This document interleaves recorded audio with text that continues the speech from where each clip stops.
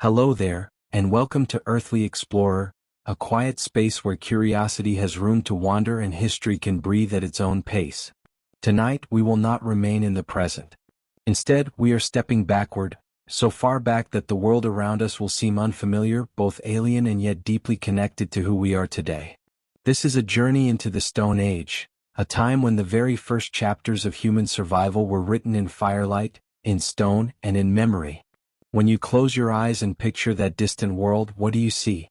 Perhaps caves lit by flickering flames, or small bands of people walking through vast landscapes where no cities stood, no machines hummed, and no written words yet existed. But the truth is both stranger and more profound. The Stone Age was not a single frozen image, but a span of millions of years, an age of constant change, of trial and adaptation, of fragile lives lived against the backdrop of a raw and restless earth. The story begins long before human meant what it does now. To understand our ancestors, we must first step back into a world where they were not yet us, where survival meant learning from the landscape itself, carving tools from stone, and passing down lessons not with writing, but with gesture, imitation, and the rhythms of speech just beginning to form. Imagine waking in that world, your shelter a shallow cave or a cluster of branches woven together against the night winds. The air is cold, your stomach is empty, and survival is not guaranteed. Each day is a negotiation with the land. Will you find food or will you become food? Will the fire hold through the night, or will darkness swallow its fragile glow? The Stone Age is often divided into chapters by archaeologists: the Paleolithic, the Mesolithic, the Neolithic. These words are convenient, but they risk flattening the lives that filled those ages. For those who lived them, there was no label, no boundary. There was only the endless present. The hunt, the gathering of roots and berries, the struggle to keep the cold at bay, the constant need to protect one's family or group. And yet, from this fragile existence, everything we are today was born. The spark of language, the first sparks of art, the deep memory of fire, these were not luxuries but tools for survival. Picture the landscapes of that time. Europe shrouded in ice sheets, Africa marked by shifting savannas and deserts, Asia stretching vast and wild, rich with creatures long vanished from the earth. Mammoths roamed in herds, their tusks gleaming like ivory crescents. Saber-toothed cats stalked in silence. Rivers teemed with fish, forests with game, and open plains with challenges and opportunities alike. To live here meant to know every sound, every track in the mud, every plant that could heal or poison. Our ancestors were not careless wanderers. They were students of the land, with a memory etched into bone and blood. Stone tools, crude at first, were more than simple objects. They were lifelines. A sharp edge carved from flint could mean the difference between tearing flesh and feeding one's family. The first hammerstones, the earliest hand axes. These were extensions of the hand, of thought itself. And each tool carried with it the whispers of innovation. One person discovered how to strike stone against stone at just the right angle, and from that single act, entire generations learned, imitated, improved. This was the beginning of technology. Not machines of metal and electricity, but the earliest partnership between human mind and material world. But survival was never only about tools. It was about community. In the Stone Age, the group was the shield against the world. Alone, one might perish quickly. Together, people endured. Around campfires, stories may have begun.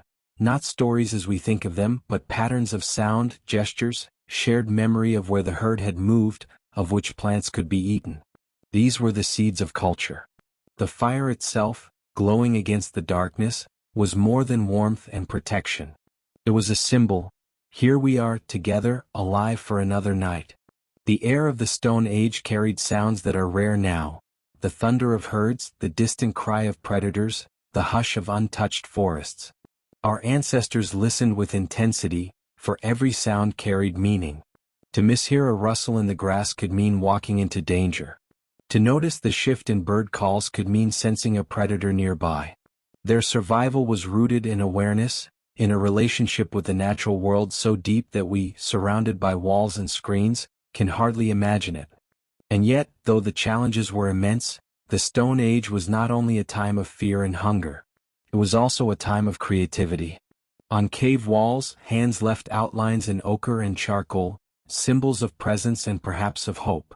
Animal figures leapt across stone surfaces, frozen in motion yet alive with meaning. These were not decorations. They were acts of memory, of connection, perhaps even of belief. They remind us that even in the hardest of times, humans did not only strive to survive.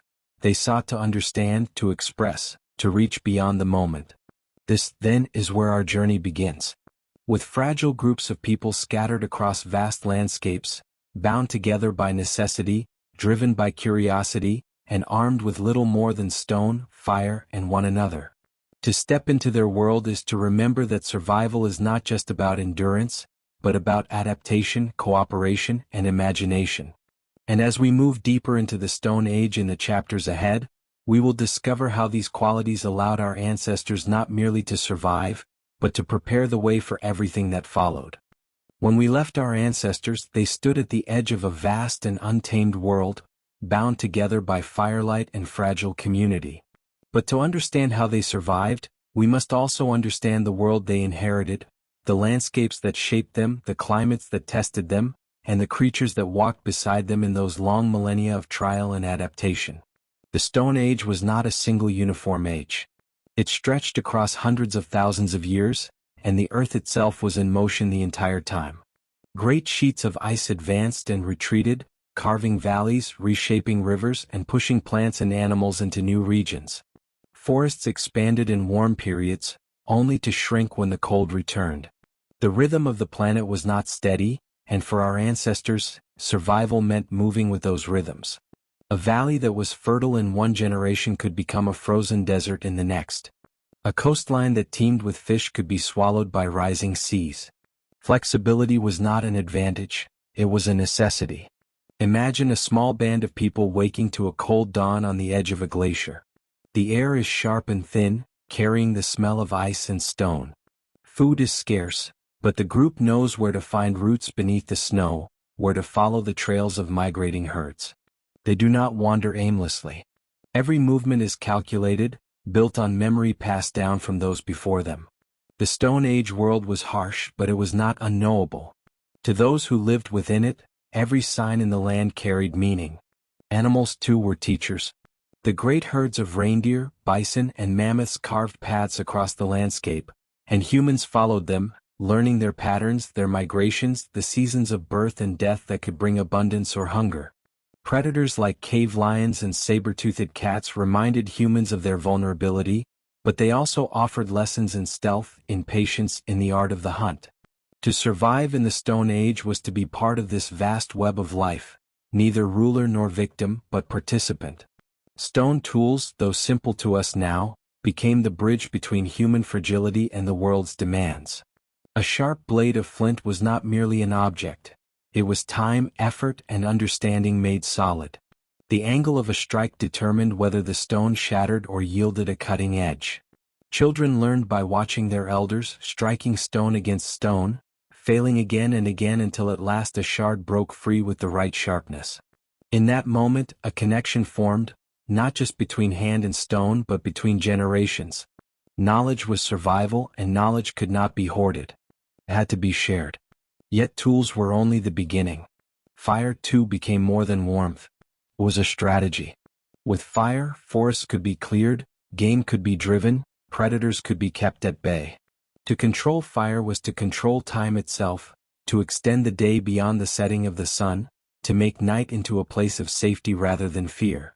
Around the fire, communities grew not just in number but in meaning. Here, in the circle of light, bonds were forged, decisions made, and perhaps the first stirrings of story and ritual took root. Fire gave humans the power to look beyond the immediate moment, to plan, to imagine. The climate of the Stone Age was a relentless challenge. In colder epochs, survival demanded furs, shelters, and fires that never failed. In warmer times, survival demanded mobility, the ability to travel long distances in search of water, game, and safe ground. There were no permanent homes, no villages yet. The earth itself was a shifting map, and humans were travelers upon it, carrying their survival in their minds, in their tools, and in the strength of their groups. Even in this fragile existence, art and imagination blossomed. In caves across Europe, handprints and animal figures appeared, painted with ochre and charcoal. These were not idle drawings. They were statements: we were here, we saw, we remembered. To paint a bison on the wall of a cave was to preserve its presence, to honor its spirit, perhaps even to ask for success in the next hunt.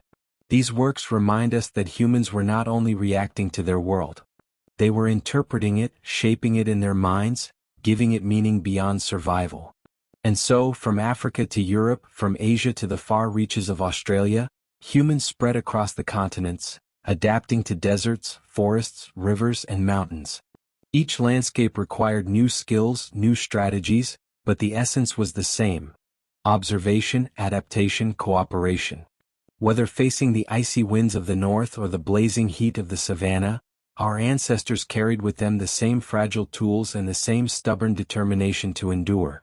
The Stone Age was not simply a time of endurance, it was a crucible. It tested the limits of human resilience, forcing innovation at every turn. And each success, each fire kindled, each tool shaped, each hunt survived, was a step toward the long unfolding story of humanity. As we move deeper into this journey, we will step into the daily rhythms of Stone Age life. How did they hunt? How did they gather food from a wild and often hostile land? How did they care for their children, their elders, their sick? These questions will guide us forward, for to understand how our ancestors survived, we must not only imagine the world around them, but also step into their lives, their choices, and their fragile yet enduring hope. To truly understand the Stone Age, we must step closer into the very heartbeat of daily life. Imagine the rising sun spilling across a wide plain, the air cold and heavy with morning mist. A small group stirs from its resting place beneath overhanging rock. The fire, kept alive through the night, glows faintly, and someone bends low to feed it dry twigs, coaxing it back to flame. This is not just a fire. It is safety, continuity, and warmth. The group cannot afford to let it die, for without fire the long night becomes unbearable, and predators creep closer under the cover of darkness. Life in the Stone Age was measured not in hours or minutes, but in cycles: light and dark, hunger and fullness, season and storm. Each day carried a rhythm shaped by the needs of the group. The first task was always food. Hunger was constant, a pressing reminder that survival depended on action.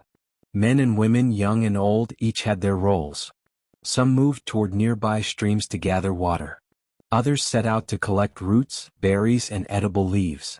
Still others prepared for the hunt, carrying sharpened spears, stone-tipped tools, or simple nets woven from plant fibers. Hunting was never certain. To bring down a large animal required knowledge, courage, and cooperation. Hunters studied tracks pressed into soft soil, examined broken branches, watched the movement of birds that might signal where herds had passed. Every sense was employed, every detail mattered. A misstep could mean failure, or worse, death. Large animals like bison or aurochs were powerful and dangerous. To face them without planning was folly. So the hunt was a strategy. Groups worked together, surrounding or driving prey into narrow valleys or toward rivers where escape was difficult. When at last the animal fell, it was more than food. It was triumph, celebration, and relief. But not every day brought such success. Often the group returned with little, perhaps a rabbit or nothing at all. On those days, gathering plants, seeds, and insects became essential. The knowledge of which berries nourished and which poisoned was as vital as any stone blade. Women often carried this knowledge, passing it to daughters and sons, ensuring the group could survive when the hunt failed. In truth, survival was not built on hunting alone. It was the balance between gathering and hunting, between patience and risk, that kept the group alive. Food was not simply consumed and forgotten. Every part of an animal was used. The meat fed the group, the hide became clothing or shelter, the bones were shaped into tools, needles, or ornaments. Nothing was wasted, for waste meant weakness. Even sinews became thread, binding together tools or clothing. In this way, the natural world was transformed piece by piece into human survival. The land gave, and the people answered with respect born of necessity. Children grew up within this rhythm. From an early age they learned by watching, by imitating. A child might sit near the fire, striking stones together under the watchful eye of an elder, learning the angles of the strike, the feel of the stone in the hand. Others followed their mothers into the forest, memorizing which leaves healed wounds and which burned the tongue. Play was learning and learning was life. Childhood was not separate from survival, it was its preparation. The group itself was the core of existence. In a world where danger lurked in shadow and hunger pressed constantly, no one could stand alone for long. Community was strength. Elders carried memory, teaching where to find water in dry seasons, how to follow the stars across open plains, when to expect the migrations of animals. Adults carried responsibility, not only for their own survival but for the children, the old, the sick. Even the smallest members had their place, helping to gather wood, carrying water, or keeping the fire alive while others were away. As the day moved, so too did the people. Camps were not permanent. When food grew scarce or seasons shifted, the group packed what little they had, stone tools, hides, fire carried in smoldering branches, and moved on. Their footprints stretched across valleys, over mountains, along rivers that glittered in the sun. Migration was not just choice but necessity. To stay too long in one place was to invite hunger. To move was to remain alive. Evenings brought a return to the circle of fire. Here the day's efforts were shared. Meat roasted, roots boiled in simple vessels, stories told in gesture and sound. Laughter mingled with the crackle of flames, relief with the exhaustion of survival. For in that circle danger retreated. For a few hours, beneath the vast sky, humans found not just warmth but meaning. The fire was more than heat, it was belonging. And within this rhythm, something remarkable began to grow. The first sparks of imagination, of culture, of belief. A child staring into the flames may have wondered about the shapes dancing in the fire. An elder pointing to the stars may have told of their patterns, giving names to constellations that guided journeys across the land. In the simple act of sharing, humans wove together more than survival. They wove identity, memory, and hope. The Stone Age was not only about enduring each day, but about finding ways to make life worth enduring. Songs may have risen around the fire, their rhythms echoing the heartbeat of the hunt. Rituals may have been born in gratitude for food, in respect for animals taken, in awe of the forces of nature that ruled life and death. These were not luxuries but survival in another form. For in a world so fragile, meaning itself became a shield.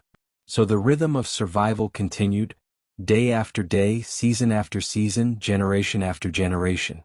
Each cycle deepened the bond between human and land, between fire and community. And slowly, within this rhythm, humanity was shaping not just tools and strategies, but a way of life that would endure far beyond the Stone Age. As we move deeper still into their world, we must ask, how did these fragile groups endure the harshest tests? How did they face ice, drought, predators, and scarcity, and yet not only survive but multiply, spread, and grow? The answer lies in resilience, in adaptation, cooperation, and imagination that turns survival into legacy. In the next chapter, we will journey into those trials, to see how the Stone Age was not only endured but mastered. The Stone Age was never gentle. To live then was to rise each day knowing that the world itself could turn against you, through cold that bit into the bone, through predators whose strength dwarfed your own, through long stretches when the earth offered too little to eat or drink. Survival was not assured, and yet our ancestors endured. They did so not by conquering nature but by listening to it, adapting to its rhythms and learning again and again how to bend without breaking. The first and perhaps greatest trial was climate. Much of the Stone Age unfolded against the backdrop of the Ice Ages. Epochs when great glaciers crept across continents, carving valleys and pressing the land into new shapes. Imagine the horizon filled with walls of ice, gleaming under a pale sun, stretching farther than sight could carry. These glaciers were not silent. They groaned and shifted, rivers of frozen stone grinding rock into dust. For those who lived near their edges, life was a battle with cold. Shelter meant survival, and fire was the thin barrier between life and death. Clothing was no luxury. It was necessity. Hides scraped clean and softened by hand became cloaks against the chill, stitched with sinew and bone needles. Even in warmer regions, the echoes of the ice were felt. Droughts, shifting winds, sudden storms, all were part of the Earth's restless climate. Our ancestors could not control these forces, but they could move with them. Nomadism was not a choice of restlessness, it was a response to survival. When the cold deepened, groups followed herds south. When warmth returned, they ventured back toward lands where ice had receded, claiming new ground rich with life. The second trial came from the creatures who shared the land.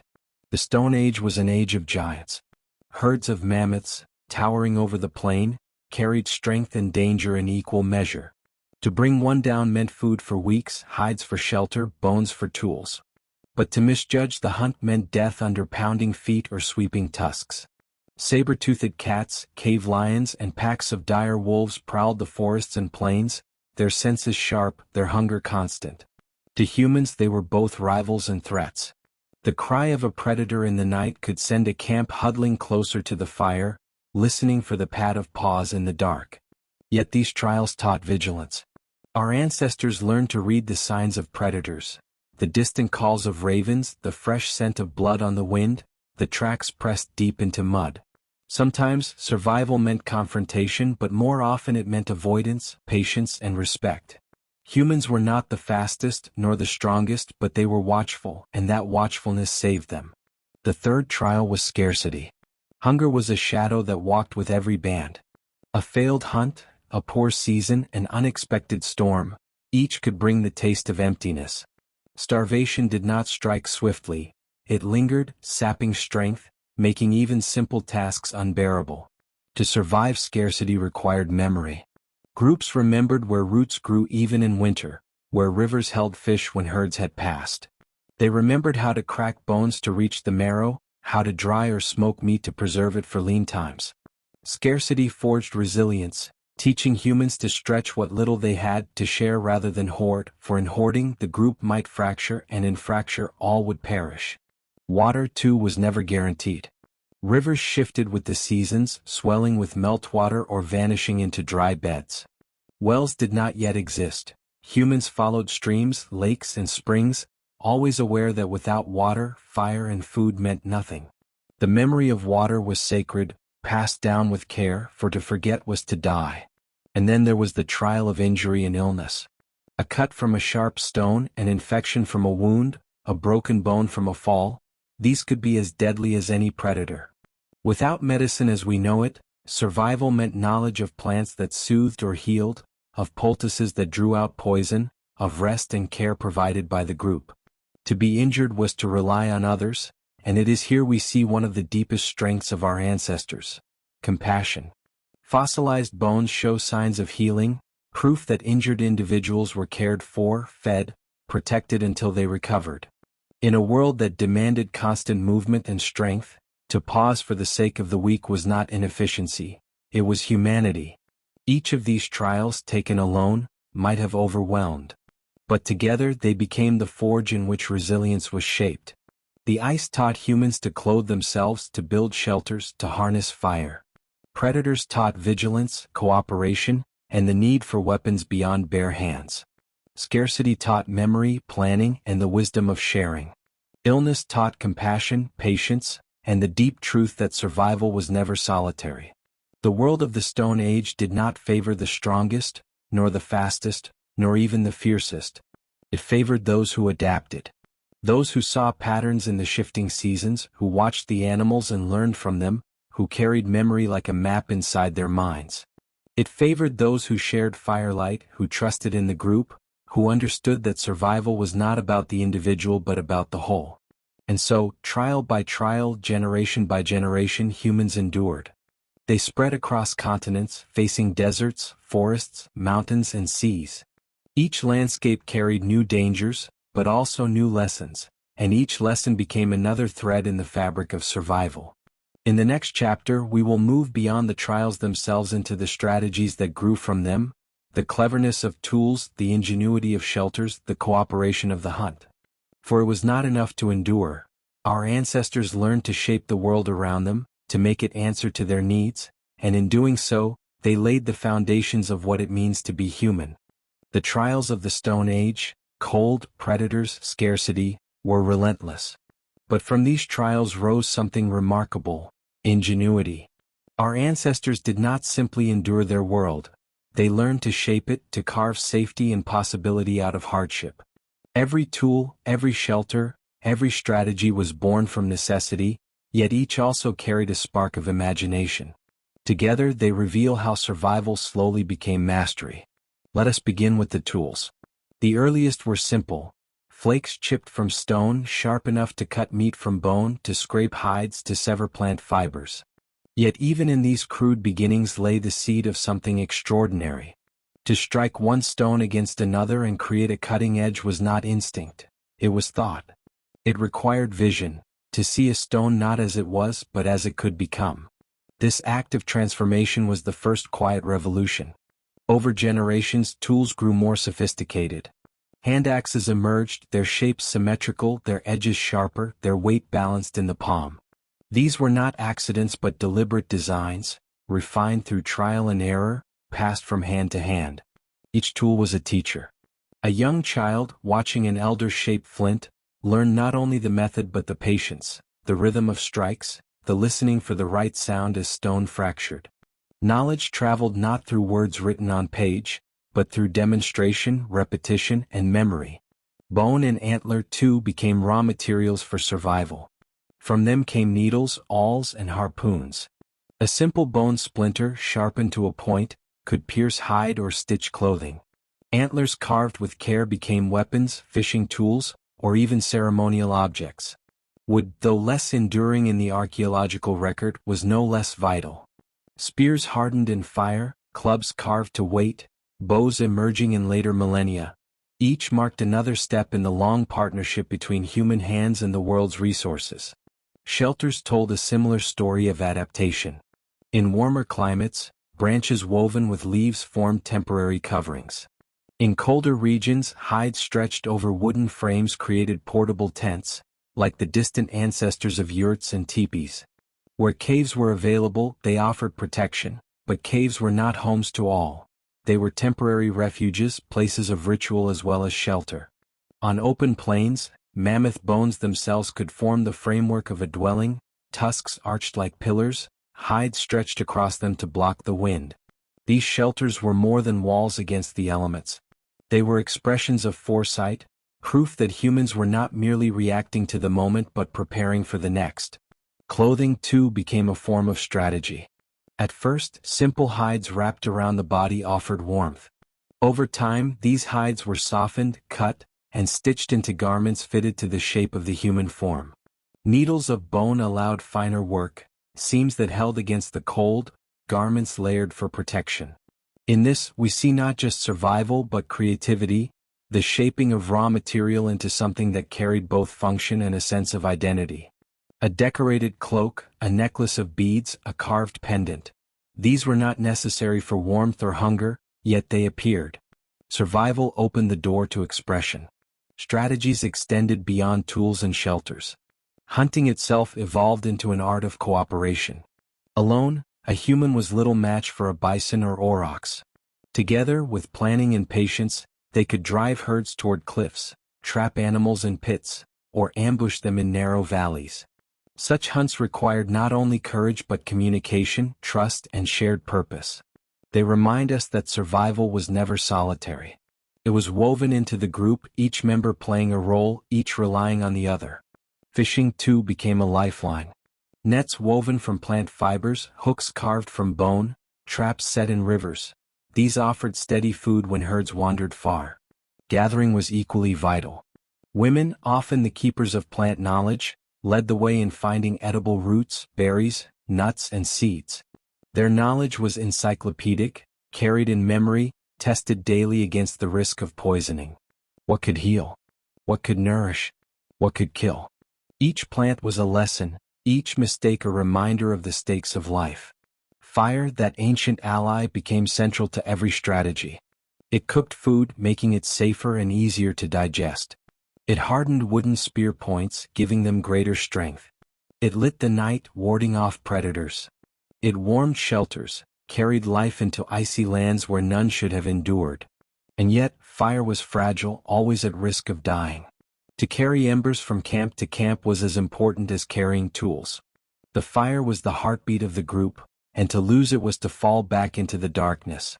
Even beyond the immediate needs of food and shelter, strategies emerged that hinted at deeper thought.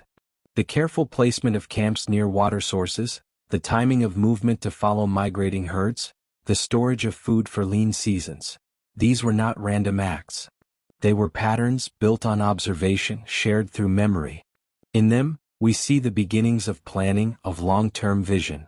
Our ancestors were not wandering blindly through their world. They were mapping it in their minds, drawing invisible lines of knowledge across the land. Every tool shaped, every shelter built, every strategy tested was a step toward mastery, not mastery in the sense of domination but mastery in adaptation.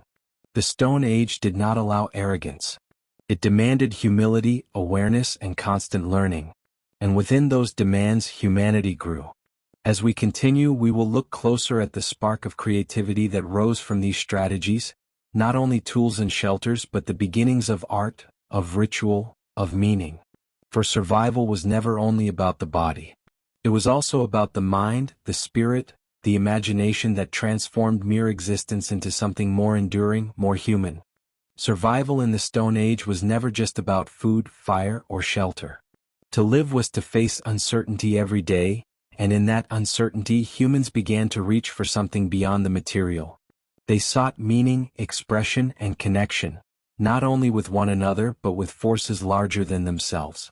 In the faint light of caves and the open air of vast plains, the first sparks of art and belief appeared, fragile and yet powerful, whispering of a mind that was not satisfied with endurance alone. Perhaps the most striking evidence of this dawn lies on the walls of caves. Deep within places like Lascaux in France or Altamira in Spain, great animals leap across stone surfaces in ochre, charcoal, and mineral pigments. Bison with heavy shoulders, horses mid-gallop, deer with antlers branching like trees. These images, painted tens of thousands of years ago, remain vivid today, their colors still alive, their forms still dynamic. To stand before them is to stand face to face with the imagination of ancestors long gone. But why did they paint? The animals depicted were often those that sustained them, bison, horses, reindeer, but the act of painting was not simple record-keeping. It carried something deeper. Perhaps these images were prayers, meant to ensure a successful hunt. Perhaps they were acts of gratitude, acknowledging the life taken to sustain human life. Or perhaps they were stories, shared in flickering firelight, bringing memory and imagination into the same space. Whatever their purpose, they reveal that survival had already grown into something more, the shaping of thought into symbol. It was not only paintings. Carvings of animals and figures appear on bone and stone. Tiny figurines, such as the so-called Venus statues, with rounded forms and emphasized features, suggest that fertility and life itself were subjects of reverence. To create such figures was to take the raw material of the earth and give it form, to make the invisible visible. These were not tools for hunting or gathering. They were tools of meaning, expressions of belief, hope, or fear. Decoration too entered daily life. Beads made from shells, stones, or bones were strung together, worn as ornaments. Feathers and pigments adorned bodies. These acts of adornment transformed survival into identity. They announced belonging. I am part of this group. I carry this symbol. I remember this story. Ornamentation may also have carried spiritual weight, marking stages of life, victories, or connections with the unseen. To wear a necklace carved from the teeth of a predator was not just decoration. It was statement, courage, triumph, survival. The creation of music added another layer. Simple flutes carved from bone, drums made from stretched hide, sticks beaten together in rhythm. These instruments carried sound beyond speech. Music could bind groups together, its rhythm echoing the heartbeat of a hunt or the crackle of fire. A song shared across voices was more than entertainment. It was unity, memory, and perhaps ritual. The human voice itself became an instrument, shaping sound into chants or melodies that lifted spirits, carried stories, and gave rhythm to labor. Belief began to take form in these expressions. To live in the Stone Age was to be surrounded by forces beyond control. the hunt, the storm, the cycle of life and death. It is no wonder that humans began to seek patterns, to sense meaning in the movements of the stars, in the shapes of animals, in the firelight dancing against the cave walls. The seeds of spirituality, of religion, were planted here, in the recognition that life was fragile, that death was near, and that something larger might connect them all. Burials offer some of the clearest signs of this shift. In many Stone Age sites, bodies were not left to the elements but placed with care in graves. Tools, ornaments, even food were sometimes included, as if the journey did not end with death.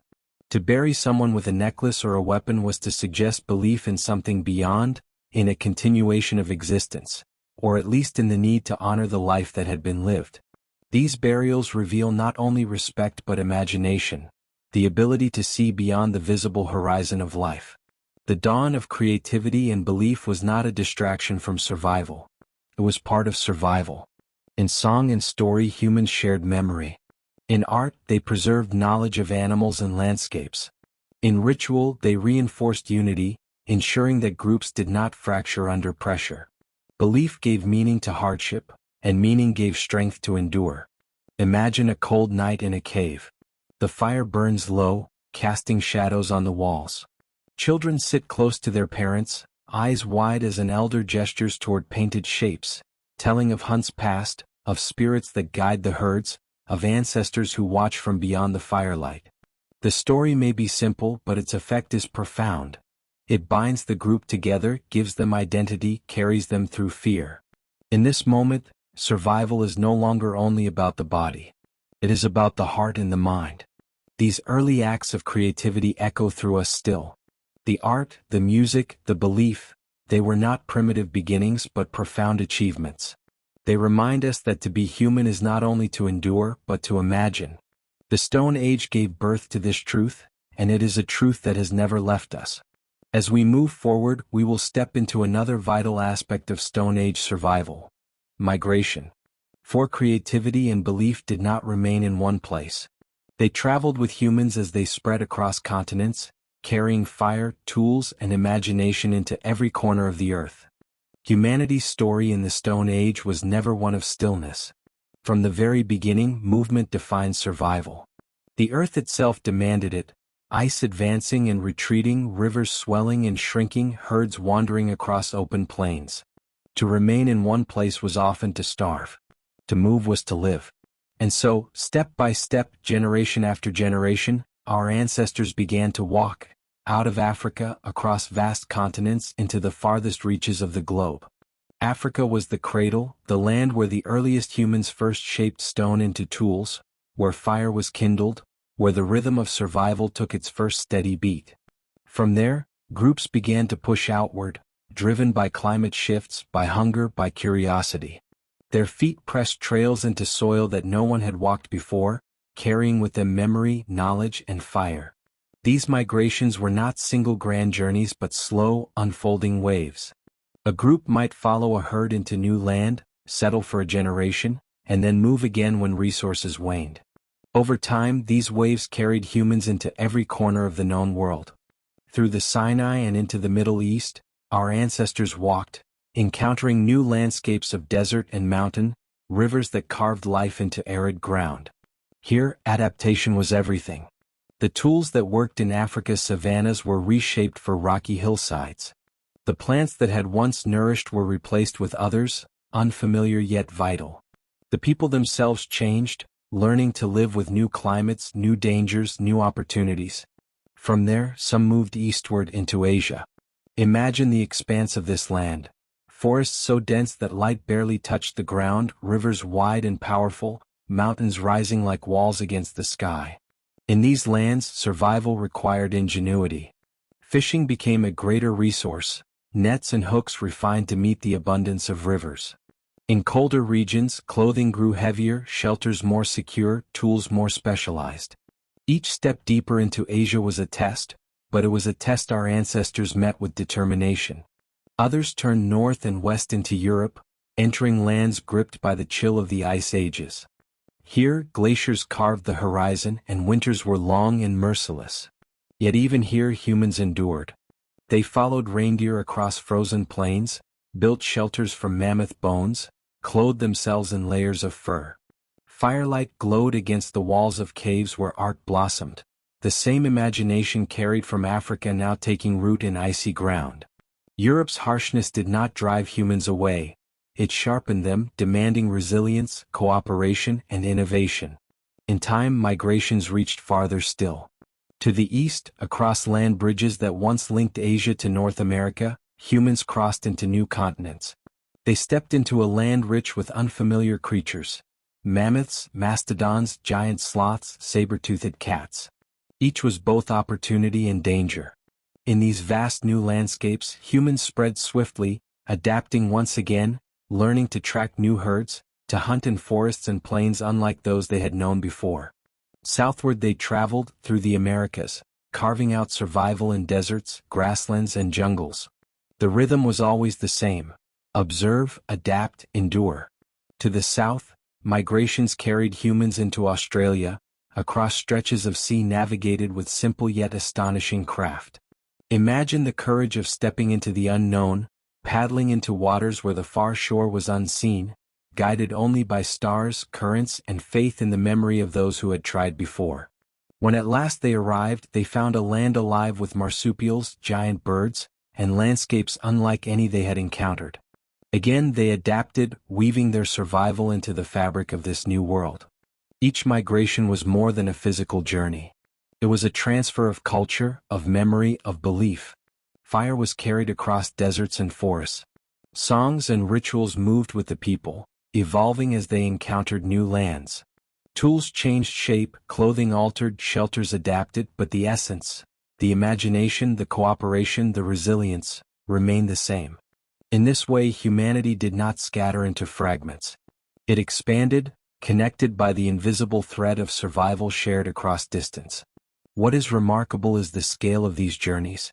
Without maps, without compasses, without written language, humans mapped the world with their feet and their memories. They followed rivers to their sources, mountains to their passes, stars to their horizons. Curiosity was as vital as hunger, for it drove them forward, beyond the known, into lands no ancestor had ever seen. This spirit of exploration was not luxury. It was instinct, woven into survival itself. But migration carried risks. Each new land brought new dangers: plants that poisoned, predators unknown, climates that tested endurance. Some groups vanished, unable to adapt. Others thrived, their strategies becoming the foundation for future generations. Migration was never easy, never guaranteed. It demanded courage, cooperation, and the willingness to learn anew. And yet, through countless failures and countless triumphs, humanity spread. By the end of the Stone Age, humans had reached every continent except Antarctica. They had crossed deserts, scaled mountains, forded rivers, and braved seas.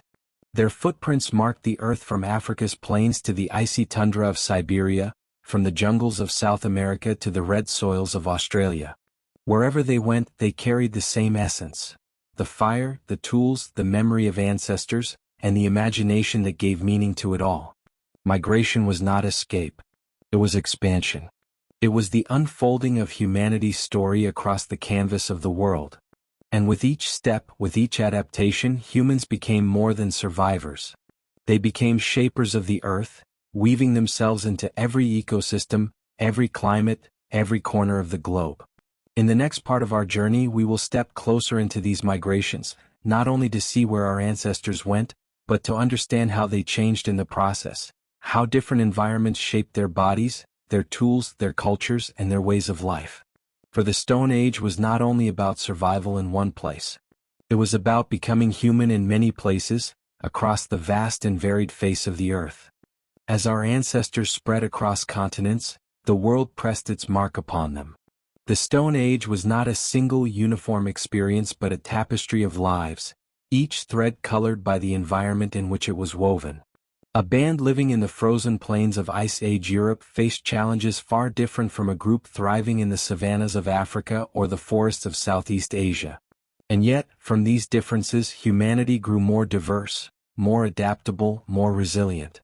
Let us begin in the north, where ice and snow defined existence. The people here clothed themselves in layers of fur, stitched tightly against the wind with needles carved from bone. Their shelters were built low and sturdy, hides stretched over frames of wood or mammoth bone, designed to trap warmth and resist the biting cold. Fire was never allowed to fade, for to lose it was to invite death. Food came from reindeer, mammoths, and other great animals of the steppe, hunted with persistence and cooperation. Over generations, these people grew strong in endurance, their bodies honed by the cold, their culture steeped in vigilance. Move southward and the picture shifts. In Africa, where humanity's roots ran deepest, the climate was varied but often warmer, the land alive with plants, rivers, and great herds. Here, shelters could be lighter, built from branches and leaves. Clothing was minimal, protection from the sun more than from the cold. Food was gathered in abundance: roots, fruits, nuts, balanced with the hunt for gazelle, antelope, and other swift creatures of the savanna.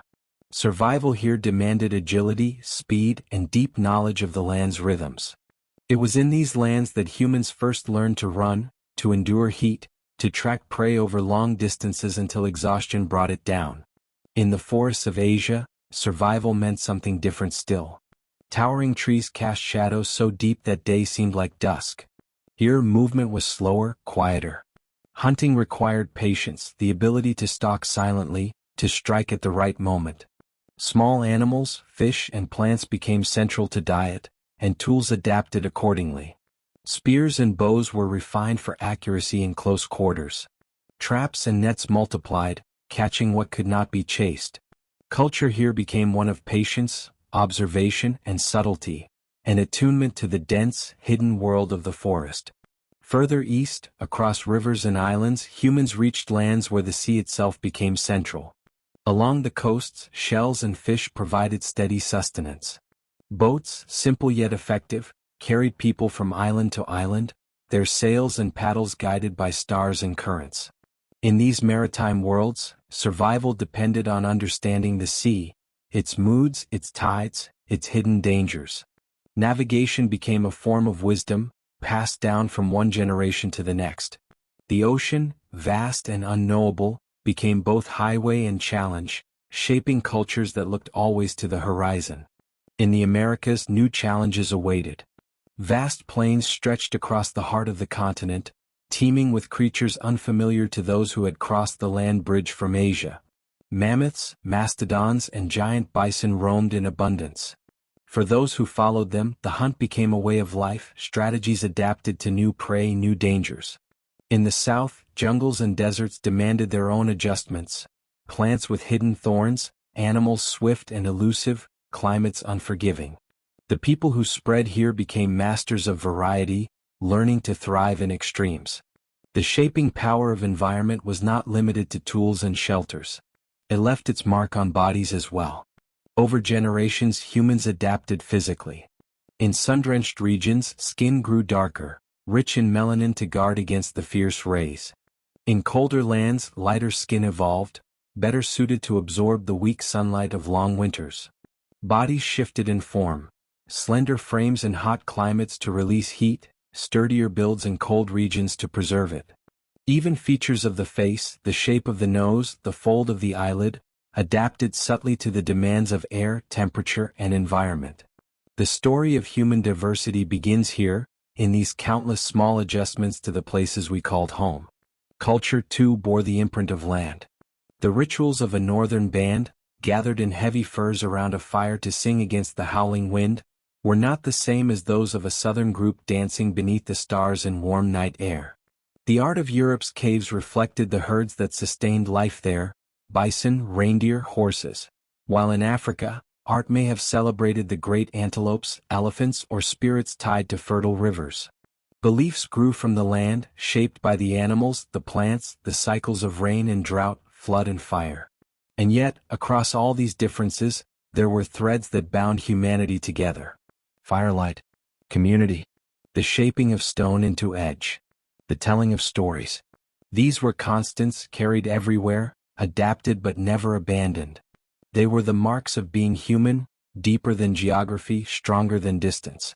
The land shaped humans, but humans also shaped the land. Fire was used to clear forests, encouraging the growth of new plants, drawing herds to graze.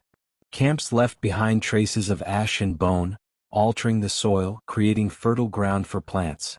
Over time, even in the Stone Age, humanity's presence was felt. The relationship was not one of dominance, not yet, but of dialogue. The land pressing its weight upon humanity, and humanity leaving subtle marks in return. The Stone Age then was not one world but many: icy tundras, burning deserts, deep forests, open plains, endless coasts. Each demanded a different way of life, each tested humanity in different ways. But together they forged a species that could endure anywhere, a people who could not only survive but thrive in every corner of the earth. In the next part, we will look deeper into how these adaptations were not just physical or cultural but also technological. For as humans spread and changed, so too did their tools, growing in sophistication, leading to breakthroughs that would one day open the door to the end of the Stone Age itself. When we look back at the long sweep of the Stone Age, it can be tempting to see tools as static, stones shaped into blades, passed from hand to hand across millennia. But in truth, the story of tools is one of constant refinement, a quiet revolution that spanned tens of thousands of years. With each generation, humans observed, experimented, and improved, taking the raw material of Earth and reshaping it into instruments that extended strength, speed, and intelligence. These were not just stones. They were the scaffolding of survival. The earliest tools were flakes, simple shards struck from larger stones. Their edges could cut meat, scrape hides, or sever sinew, but they were fragile, their usefulness limited.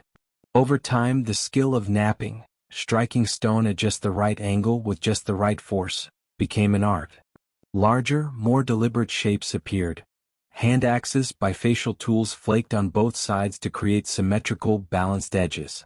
These tools were multipurpose, able to chop, cut, dig, and scrape. They were the Swiss Army knives of the Paleolithic, simple in form yet astonishing in function. Fire-hardened wooden spears added range and strength to the hunt. By holding flame to wood, the point was tempered, hardened against breakage. Such weapons gave humans greater reach, allowing them to face prey without stepping into the danger of hooves or tusks. Over time, stone tips were lashed to these spears with sinew and resin, creating more deadly weapons. The addition of stone transformed the spear from blunt tool into precision instrument, one that could pierce hide and muscle, one that leveled the field between fragile human and mighty beast. From stone and bone came further innovation. Awls and needles allowed hides to be pierced and stitched, creating fitted clothing rather than simple drapes of fur. Nets and traps multiplied the possibilities of gathering food. Fishhooks carved from bone opened rivers and coasts as new resources. Each new tool was not an isolated invention but part of a chain, one improvement leading to another, knowledge carried forward through demonstration and memory. Then came the bow and arrow, a leap forward in both technology and strategy. With the bow, hunters no longer needed to close the distance between themselves and prey. Arrows, tipped with stone or bone, carried force and accuracy across space. To use the bow required practice, patience, and coordination, but its advantages were immense. It turned the hunter into a predator whose reach extended far beyond the length of arm or spear. Grinding and polishing stone was another revolution. While early tools were shaped by striking, later ones were smoothed and sharpened through abrasion, creating axes and adzes of greater durability. These polished tools could fell trees, shaping wood for shelters or boats, clearing forests for camps or hunting grounds. The act of grinding stone required time and effort, but the payoff was lasting strength. It was another sign that humans were willing to invest energy not just in immediate survival but in tools that would endure. Innovation was not limited to weapons or tools of labor. Containers began to appear, gourds, shells, later clay vessels shaped and hardened by fire. These containers allowed food and water to be stored, carried, and shared. The ability to keep resources meant freedom from constant immediacy, the first small steps toward stability. With storage, humans could plan beyond the day, beyond the season. The harnessing of fire itself grew more sophisticated. What began as the preservation of embers became the skill of kindling flame. Sparks struck from flint, embers coaxed from friction. These were techniques passed down, sacred in their importance. Fire was no longer only protection, it became transformation. It roasted meat, making it safer and easier to digest. It baked clay, turning earth into vessels.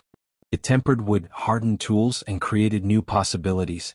Fire was the first technology that humans did not simply borrow from nature but fully mastered, carrying it wherever they went. Even art carried innovation. Pigments were ground more finely, brushes made from hair or feathers, carving tools sharpened for detail.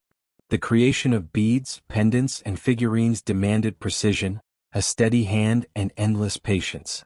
These objects were more than decoration. They were expressions of skill, of time invested in something beyond necessity. They revealed that humans had time and energy to create, proof that survival strategies were succeeding enough to allow imagination to flourish. Each innovation spread slowly, carried by migration, by exchange between groups, by observation when strangers met.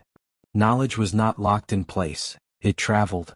A tool invented in one valley might appear centuries later on another continent, its form altered but its essence the same.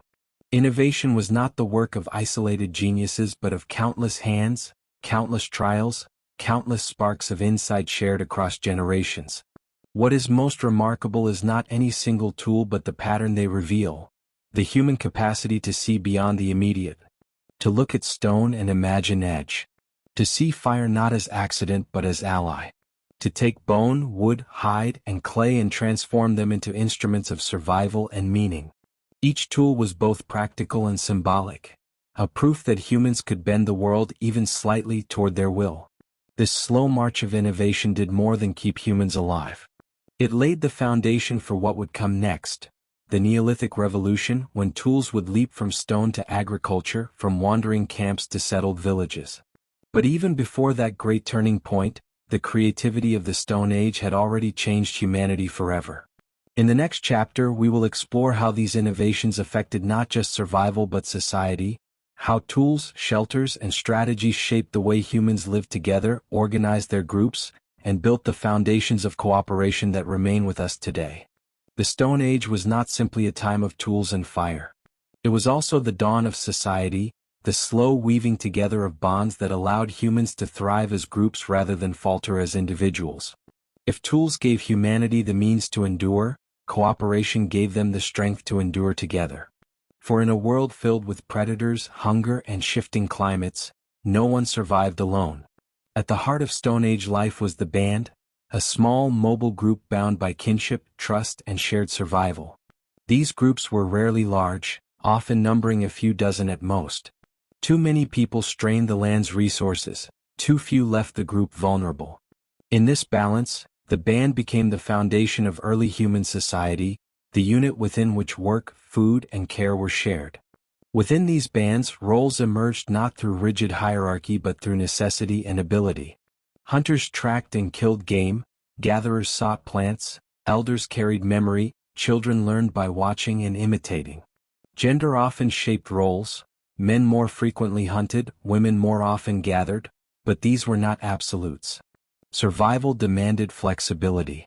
A woman could hunt, a man could gather, and both could lead.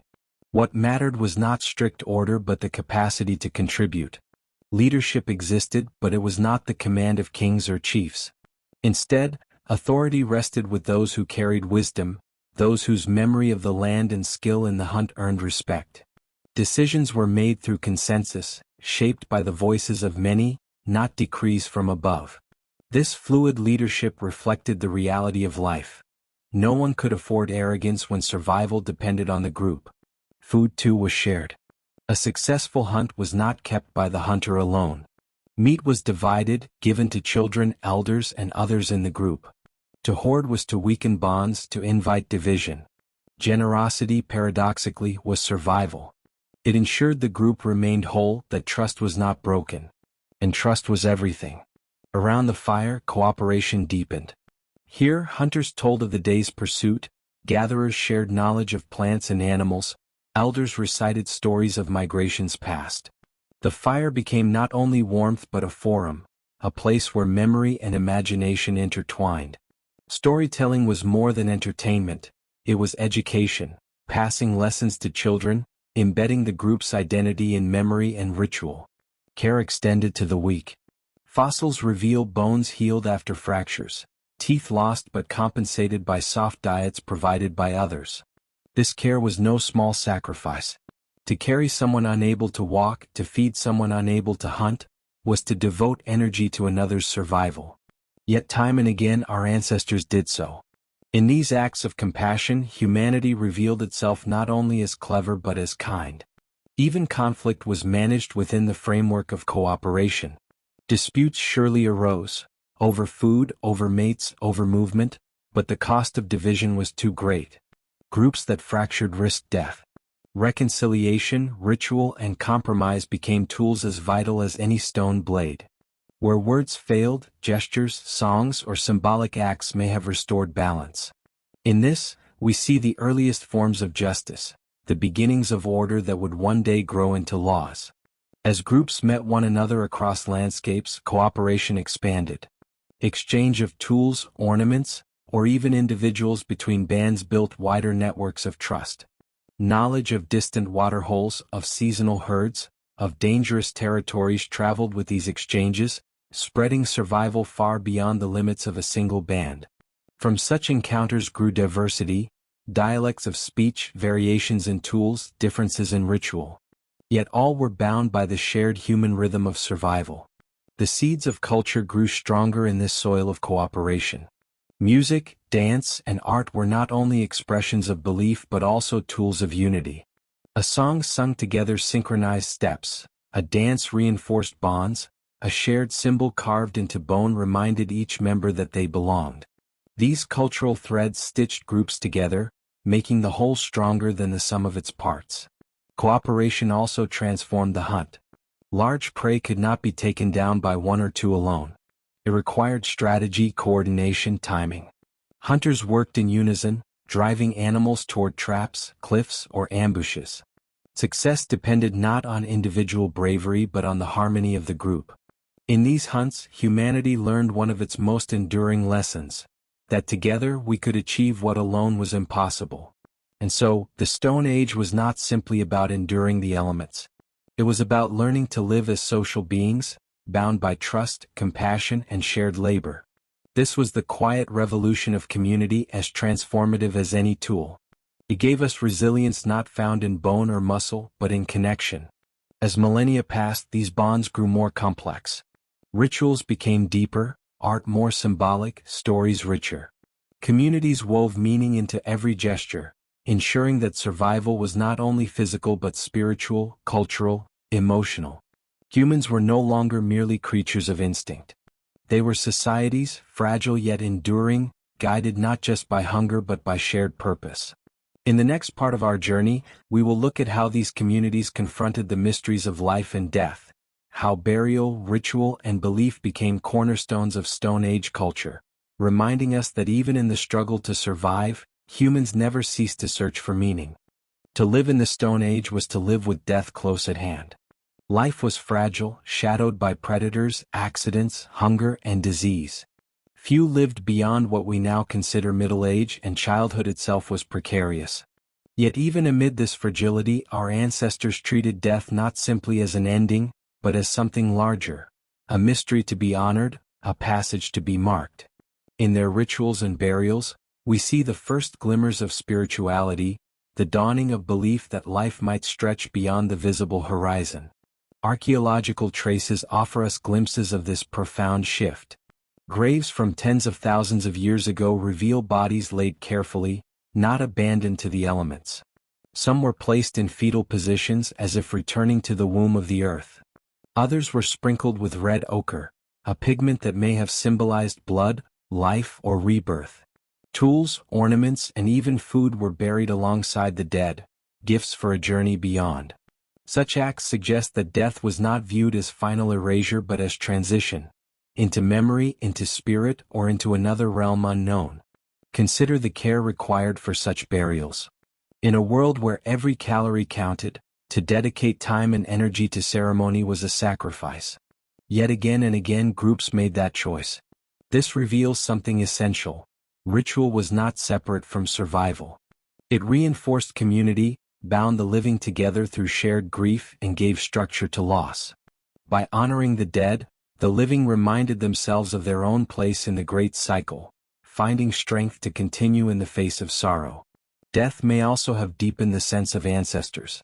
To bury someone was to mark their presence, to acknowledge that their life mattered, and to keep their memory alive in story. Elders told of the deeds of those who had passed, ensuring that their wisdom and courage were not forgotten. In this way, the dead remained part of the living, guiding them through memory, shaping identity, and offering continuity across generations. Ritual extended beyond burial. Fire itself often carried symbolic weight.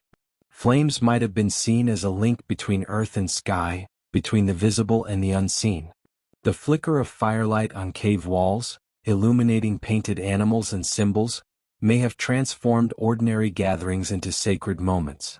The rhythmic beat of drums, the rise of voices in chant, the stamping of feet in dance, all could draw the group into unity, lifting them beyond hunger and fear into something shared, something transcendent. The natural world provided the canvas for belief. The stars above, constant yet shifting in patterns, invited meaning. The sun, rising and setting with unfailing rhythm, became a source of awe, perhaps a symbol of life and renewal. The moon, swelling and fading, may have suggested cycles of fertility and rebirth. Animals too carried symbolic power. A predator might embody strength, a herd animal abundance, a bird the mystery of flight between earth and sky. To live among these creatures was not only to hunt them, but to see them as teachers, as companions in the shared struggle of existence. Illness and dreams added to this spiritual world. When a person fell sick, with fever or trembling, the cause might have been seen as more than natural misfortune. Spirits, forces, or unseen powers could have been imagined as agents of suffering.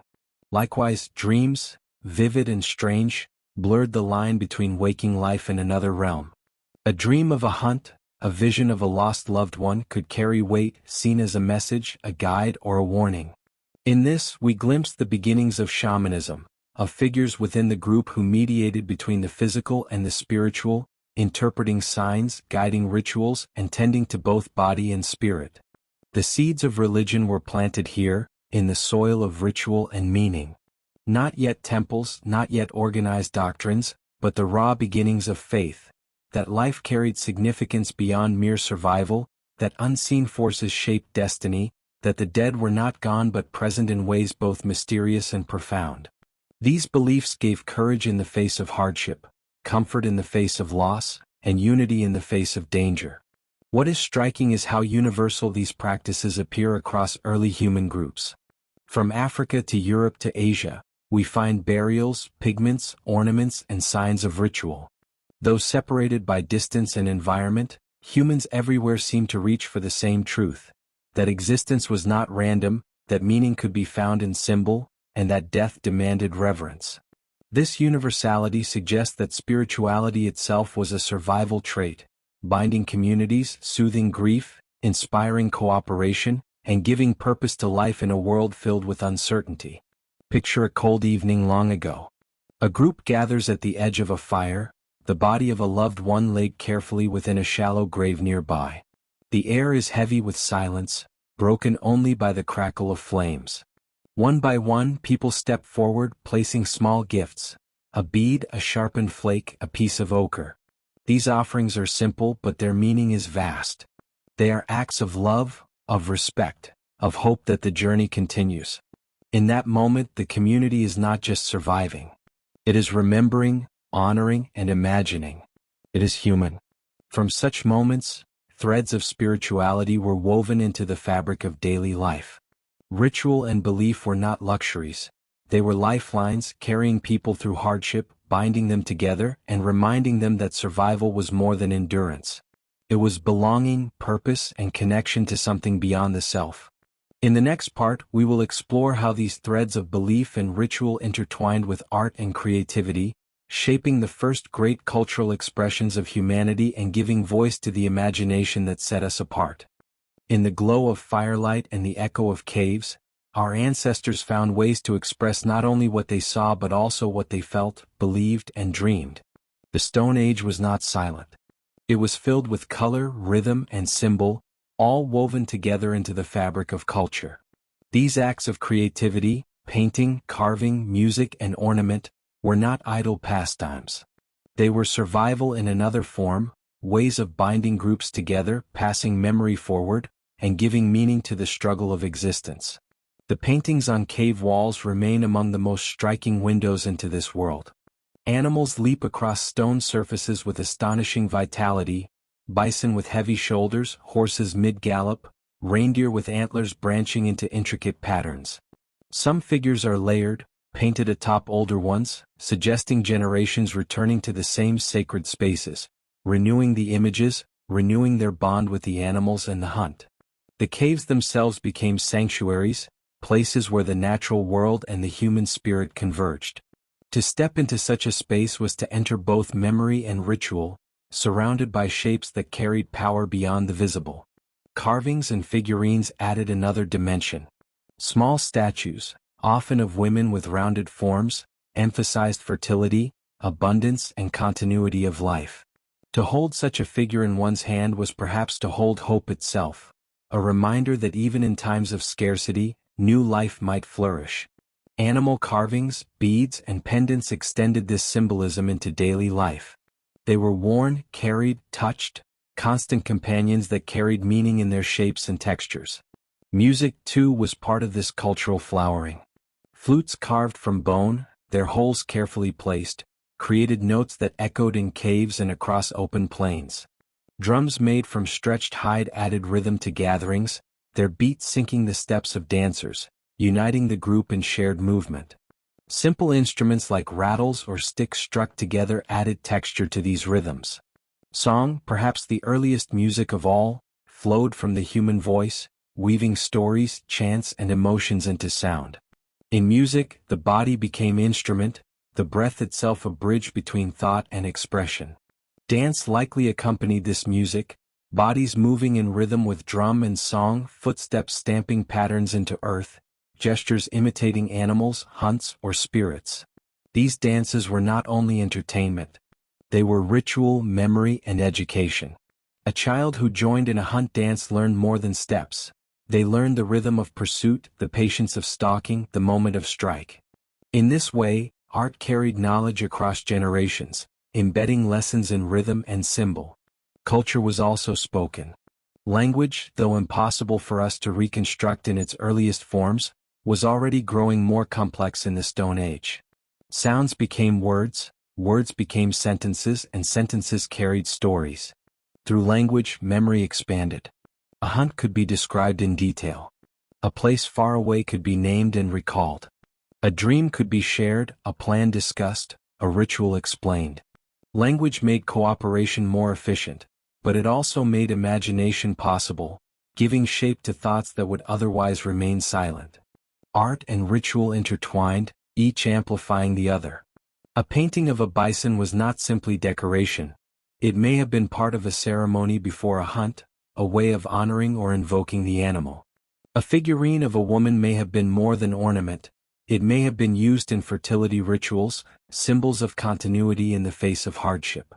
Music and dance may have lifted spirits during famine or grief, reminding the group of their unity, their resilience, their shared purpose. In all these forms, art was not separate from survival. It was woven into it. What is remarkable is how widespread these cultural expressions were. Across continents, humans created symbols, music, and rituals. Though the forms differed, the essence was the same: to give meaning to life, to bind the group, to express what words alone could not. This universality suggests that creativity was not an accident but a fundamental part of being human, as essential as tool-making or hunting. Even time itself was given shape through culture. Marks on bone or stone may represent early calendars, tracking the cycles of the moon, the migration of herds, the change of seasons. These were not mere scratches. They were the first steps toward organizing time, transforming the chaos of nature into patterns humans could follow. To track time was to gain power, to anticipate change, to prepare for what lay ahead. In these expressions we glimpse the roots of all that followed: art, religion, music, science, story. The Stone Age was not only a time of survival, it was the soil from which civilization would grow. Each painting, each song, each ritual was a seed, small yet vital, carrying within it the essence of humanity's future. Picture once more a scene, a cave lit by fire, shadows dancing on walls alive with painted animals. Children watch as elders sing, their voices rising in rhythm with drums. Figures carved from bone rest in the hands of dancers, beads clatter, feet strike the earth. In this moment the group is not hungry, not afraid.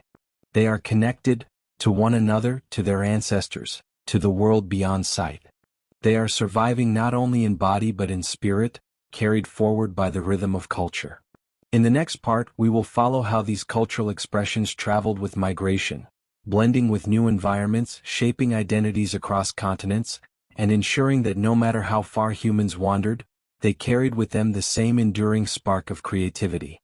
When our ancestors stepped beyond familiar valleys and rivers, they carried more than fire, tools, and food. They carried their stories, their symbols, their songs. Migration was not simply a physical movement, it was cultural transmission.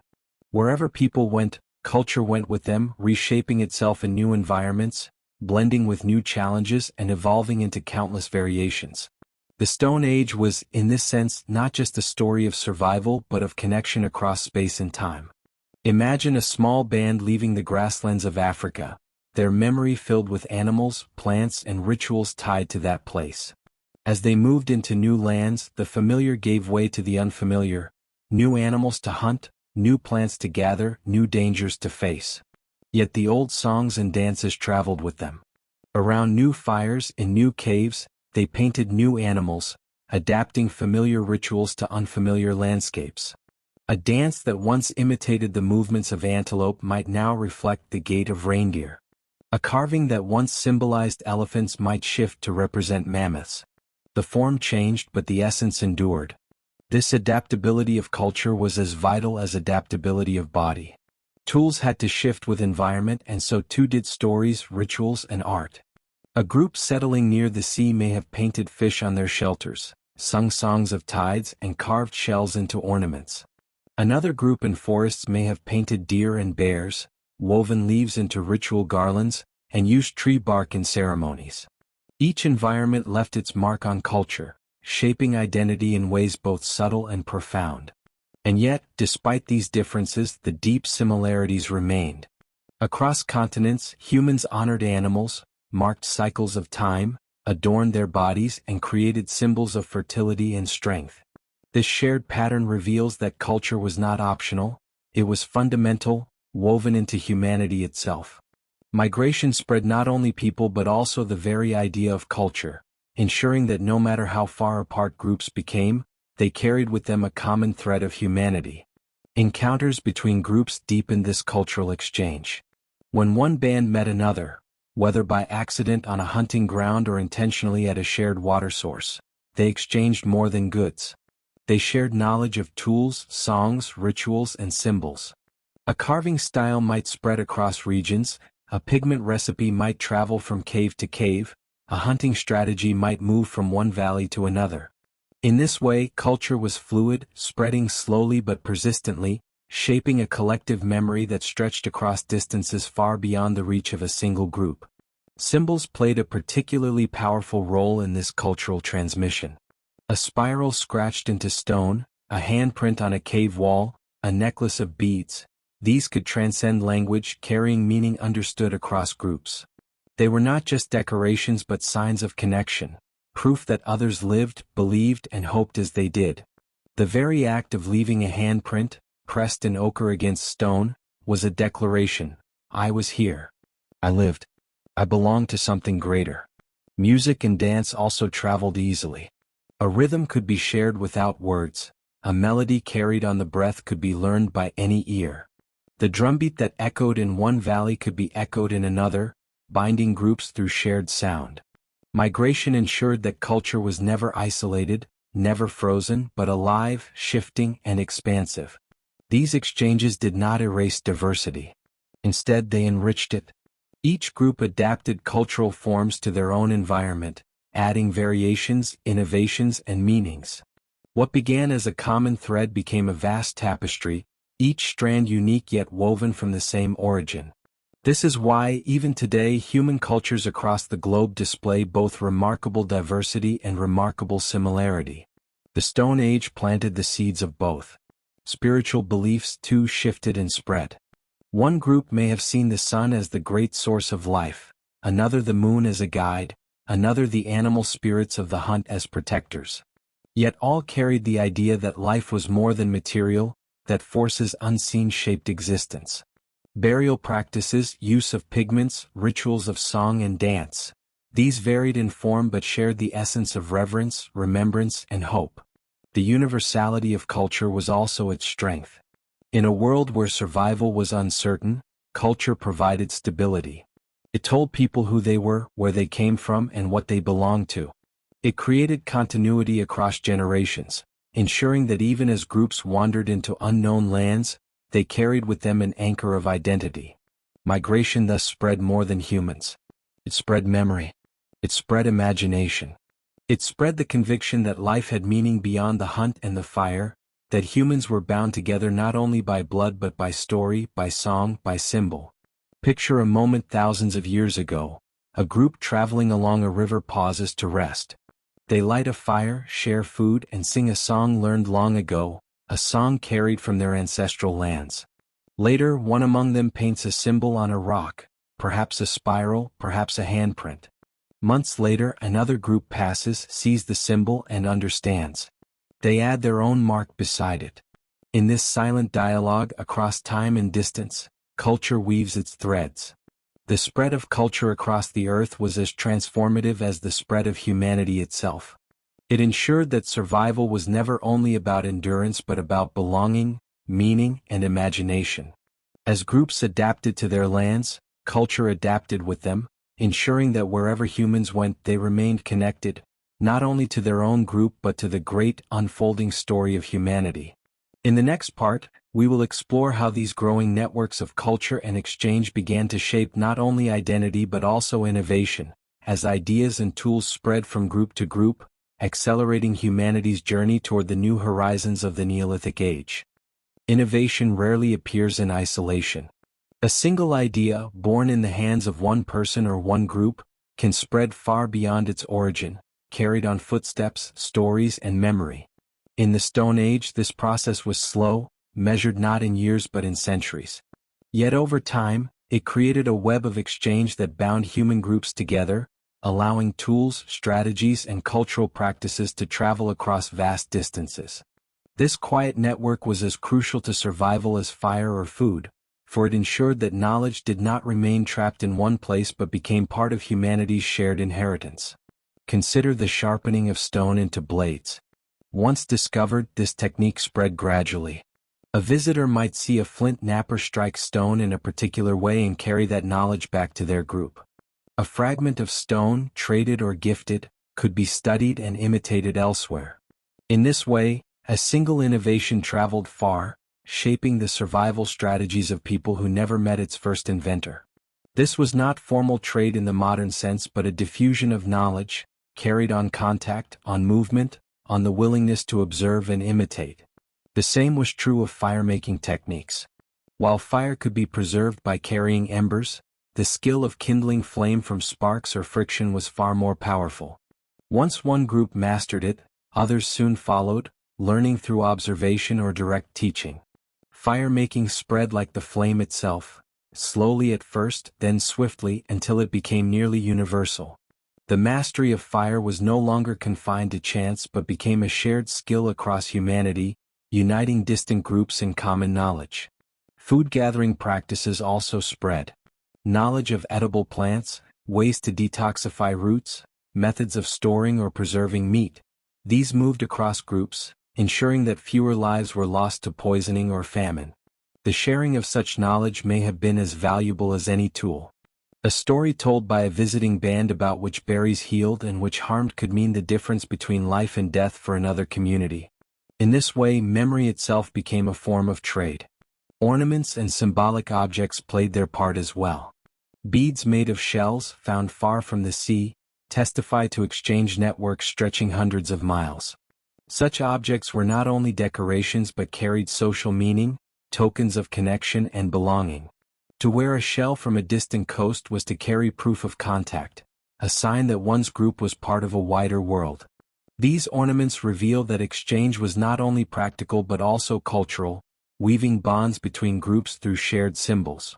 As these networks grew, innovation accelerated. A new tool or technique, once confined to a single valley, could spread across regions, each group adding its own refinements. The bow and arrow, for instance, likely appeared in one place but soon spread widely, transformed and designed by the needs of different environments. Nets, traps, and fishing tools multiplied in variety as knowledge spread from river to river, coast to coast. Each innovation was like a stone dropped into water, sending ripples outward, overlapping with others, creating patterns of progress. This web of exchange was fragile but resilient. Contact between groups was not constant, but when it occurred, it was meaningful. Sometimes it may have been peaceful. Visits, exchanges of mates, sharing of resources. Other times, it may have been tense or hostile, but even then, observation could lead to imitation. Knowledge did not need to be given freely to spread, it only needed to be seen. In this way, humanity became a collective innovator, each group contributing pieces to a shared puzzle. What is striking is how this process foreshadowed the future. In the Stone Age, long before writing or cities, humans had already created a kind of global network, one defined not by wires or satellites but by footsteps, memory, and the persistence of culture. The diffusion of tools, techniques, and symbols ensured that humanity was not a set of isolated tribes but a species bound by shared creativity. This interconnectedness also deepened resilience. When one group faced scarcity or hardship, they could sometimes turn to neighbors for help, receiving food, tools, or knowledge in return for something of their own.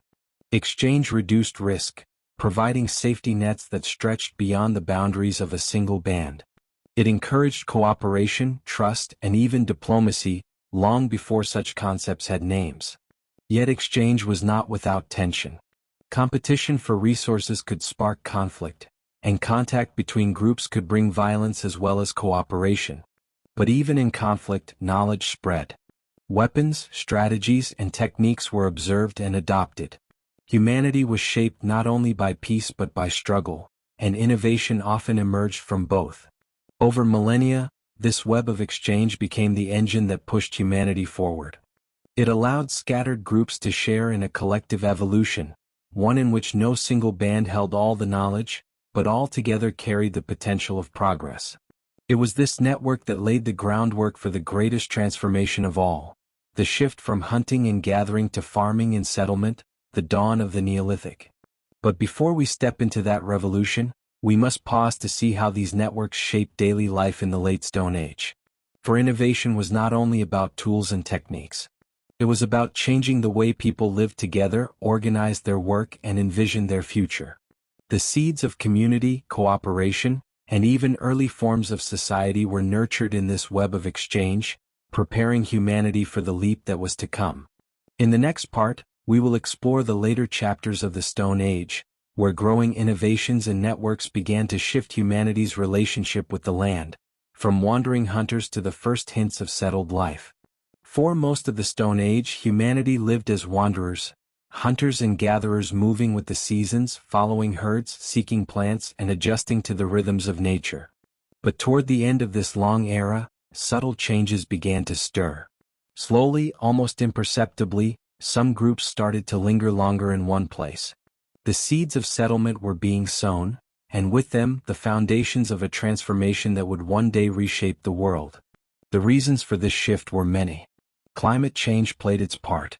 As the Ice Age began to retreat, new environments emerged, grasslands flourished, rivers swelled, and forests expanded.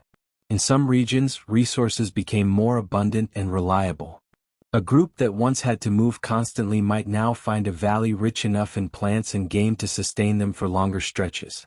Rivers teeming with fish, fertile floodplains, and groves heavy with nuts or fruits encouraged longer stays. Innovation in tools also encouraged stability. The invention of sickle-like blades, grinding stones, and baskets made the gathering and processing of plants more efficient. Fishing nets and traps provided consistent food from rivers and coasts. With these improvements, groups could depend less on wandering and more on intensively using the resources of a single place. This was not yet farming in the true sense, but it was the beginning of domestication, the moment when humans began to shape their environment as much as it shaped them. Evidence suggests that some groups began to experiment with planting seeds. Perhaps they noticed that discarded seeds near camps sprouted into plants the following season. Perhaps they began to scatter seeds intentionally, returning later to harvest the results. At first, this was accidental or supplementary, but it marked a crucial step toward agriculture. Humanity was beginning to learn that survival did not depend solely on finding food. It could also come from growing it. Animals, too, began to enter this relationship. Dogs, likely the first domesticated species, shifted from wild hunters to companions, guardians, and helpers. Their keen senses aided in the hunt, their loyalty strengthened bonds with humans, and their presence added safety to camps. This partnership between human and dog was revolutionary, altering both species forever. Later, other animals, goats, sheep, cattle, would join this bond, but in the late Stone Age, it was the dog who first crossed the threshold from wilderness into family. Settlement also reshaped social life. A group staying longer in one place could build sturdier shelters, crafted from wood, stone, or packed earth.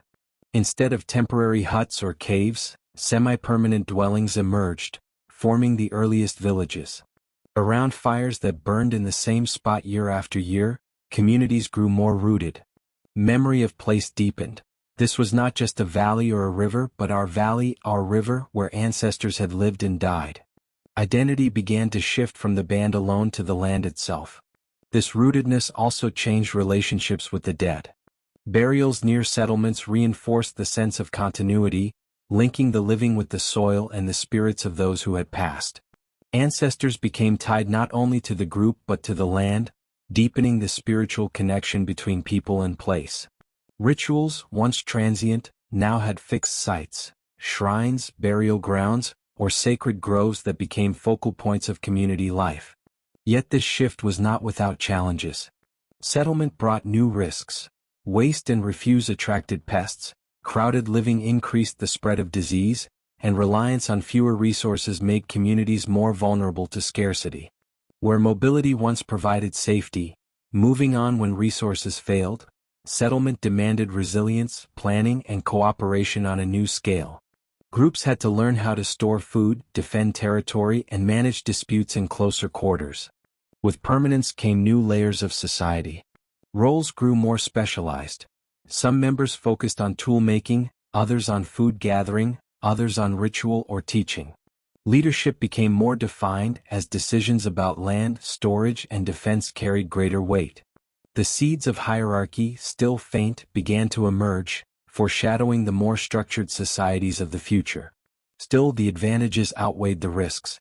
Settlement meant security, knowing where water could be found, knowing where food could be gathered, knowing that a shelter awaited.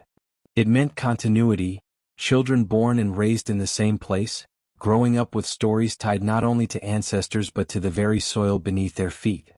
It meant innovation, experiments with plants, animals, and tools that could be tested and refined over seasons rather than abandoned in migration. Settlement also reshaped art and culture. Permanent homes allowed for more elaborate decoration, from painted walls to carved figurines kept within dwellings. Rituals could now be tied to landmarks, with dances or ceremonies performed at the same sacred tree, stone, or cave year after year. Music and storytelling too took on deeper roots, with tales tied not only to journeys but to places. Identity and imagination grew more local, more tied to the land, enriching the diversity of human culture. Picture such a settlement: a cluster of huts near a river, smoke rising from fires, children playing along the banks while adults grind grain or shape tools. Dogs bark in the distance, hunters return with fish, elders tell stories near the hearth. Burials lie nearby, marked with stones or symbols, reminders of continuity. This is no longer a wandering band. This is the beginning of community, of roots, of home. Though these first settlements were small, they marked a turning point in human history. They set humanity on the path toward agriculture, surplus, and civilization. Yet even as groups began to settle, they carried with them the deep memory of their nomadic past, the songs of migration, the skills of hunting and gathering, the rhythms of the Stone Age that had sustained them for tens of thousands of years. In the next part, we will explore how this gradual transition into settled life blossomed into full agriculture, reshaping not only how humans lived but how they thought, worked, and dreamed, ushering in the dawn of the Neolithic. The transition from wandering bands to settled life set the stage for the most profound transformation in human history, the Neolithic Revolution. For hundreds of thousands of years, survival depended on the unpredictable generosity of nature, the migration of herds, the ripening of plants, the changing of seasons. But slowly, in scattered valleys and plains across the world, humans began to reverse the equation. Instead of adapting entirely to nature, they began to shape it, bending soil, seed, and beast to human will. Agriculture was born. The earliest steps were tentative, shaped by observation. Hunters and gatherers had long noticed the patterns of plants. They saw that seeds dropped near camps sprouted again the following year, that patches of wild grasses could be encouraged by clearing competing plants, that fruit trees grew stronger when tended. These observations, at first accidental, became deliberate. Seeds were saved, planted, and nurtured. Soil was tilled with digging sticks and early hoes. Water was carried or diverted to nourish sprouts. The knowledge was slow to grow, passed down by experiment and memory, yet it marked the beginning of farming. Different regions nurtured different crops. In the Fertile Crescent of the Middle East, wheat and barley became staples, their grains ground into flour, baked into simple breads or boiled into porridges. In East Asia, rice began its long history, cultivated in river valleys and paddies. In the Americas, maize, beans, and squash formed the triad that would sustain civilizations. Africa gave rise to sorghum and millet, while South America added potatoes and quinoa to the human table. Each region became a cradle of domestication, adapting local plants into reliable food sources. Animals, too, entered this new relationship. Goats and sheep, once hunted, were tamed, bred, and herded for meat, milk, and wool. Cattle, strong and sturdy, provided both food and labor. Pigs, prolific and adaptable, became sources of meat. In Asia, water buffalo joined the herds. In the Americas, llamas and alpacas were domesticated. Each species added resilience, giving humans not only nourishment but also materials for clothing, shelter, and tools. The impact of agriculture was staggering. No longer entirely dependent on the chase or the search, humans could produce food in abundance. Surpluses emerged, grain stored in clay jars, meat preserved by drying or smoking, seeds saved for the next season. Surplus meant security against famine, but it also meant possibility. For the first time, not every person needed to gather or hunt. Some could devote themselves to other tasks: toolmaking, weaving, ritual, or leadership. Specialization deepened, weaving the threads of society into more complex patterns. Permanent settlements grew into villages. Huts of mud, brick, and stone clustered together, surrounded by fields and pastures. Fires no longer burned in temporary shelters but in homes that stood for generations. With villages came the first signs of infrastructure. Paths worn between dwellings, communal storage pits, wells dug for water, fences to protect herds and crops. Life was no longer organized by migration but by the rhythm of planting and harvest, the turning of seasons that guided the agricultural year. This transformation also reshaped time itself. The movements of stars, sun, and moon became calendars, guiding when to sow, when to reap, when to store. Rituals grew around these cycles, celebrating planting with dances of hope, harvest with festivals of gratitude.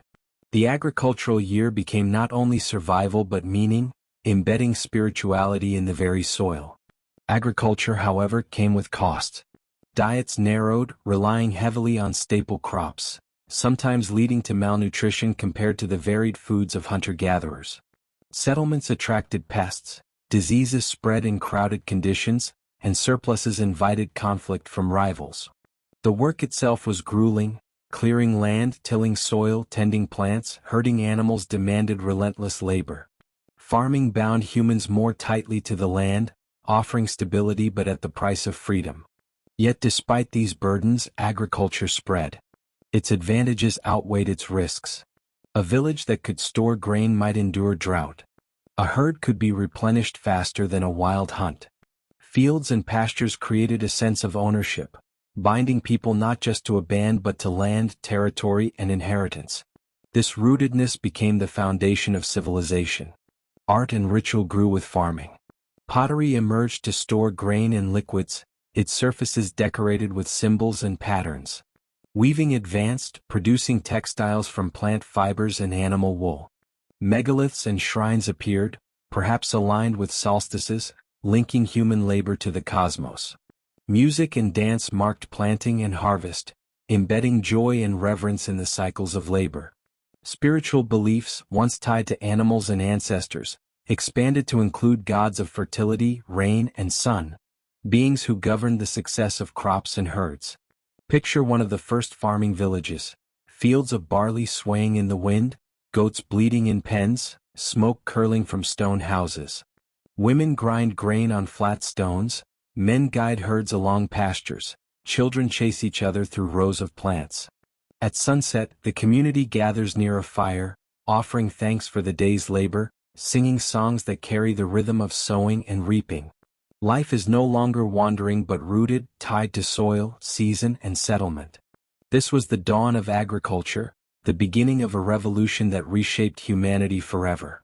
No longer were people entirely at the mercy of wild herds or unpredictable harvests. They had taken the first steps toward control, bending nature toward their survival, creating abundance, and laying the foundations of complex society. Yet the memory of their wandering ancestors lingered, the songs of hunters and gatherers still echoing in rituals, stories, and dreams.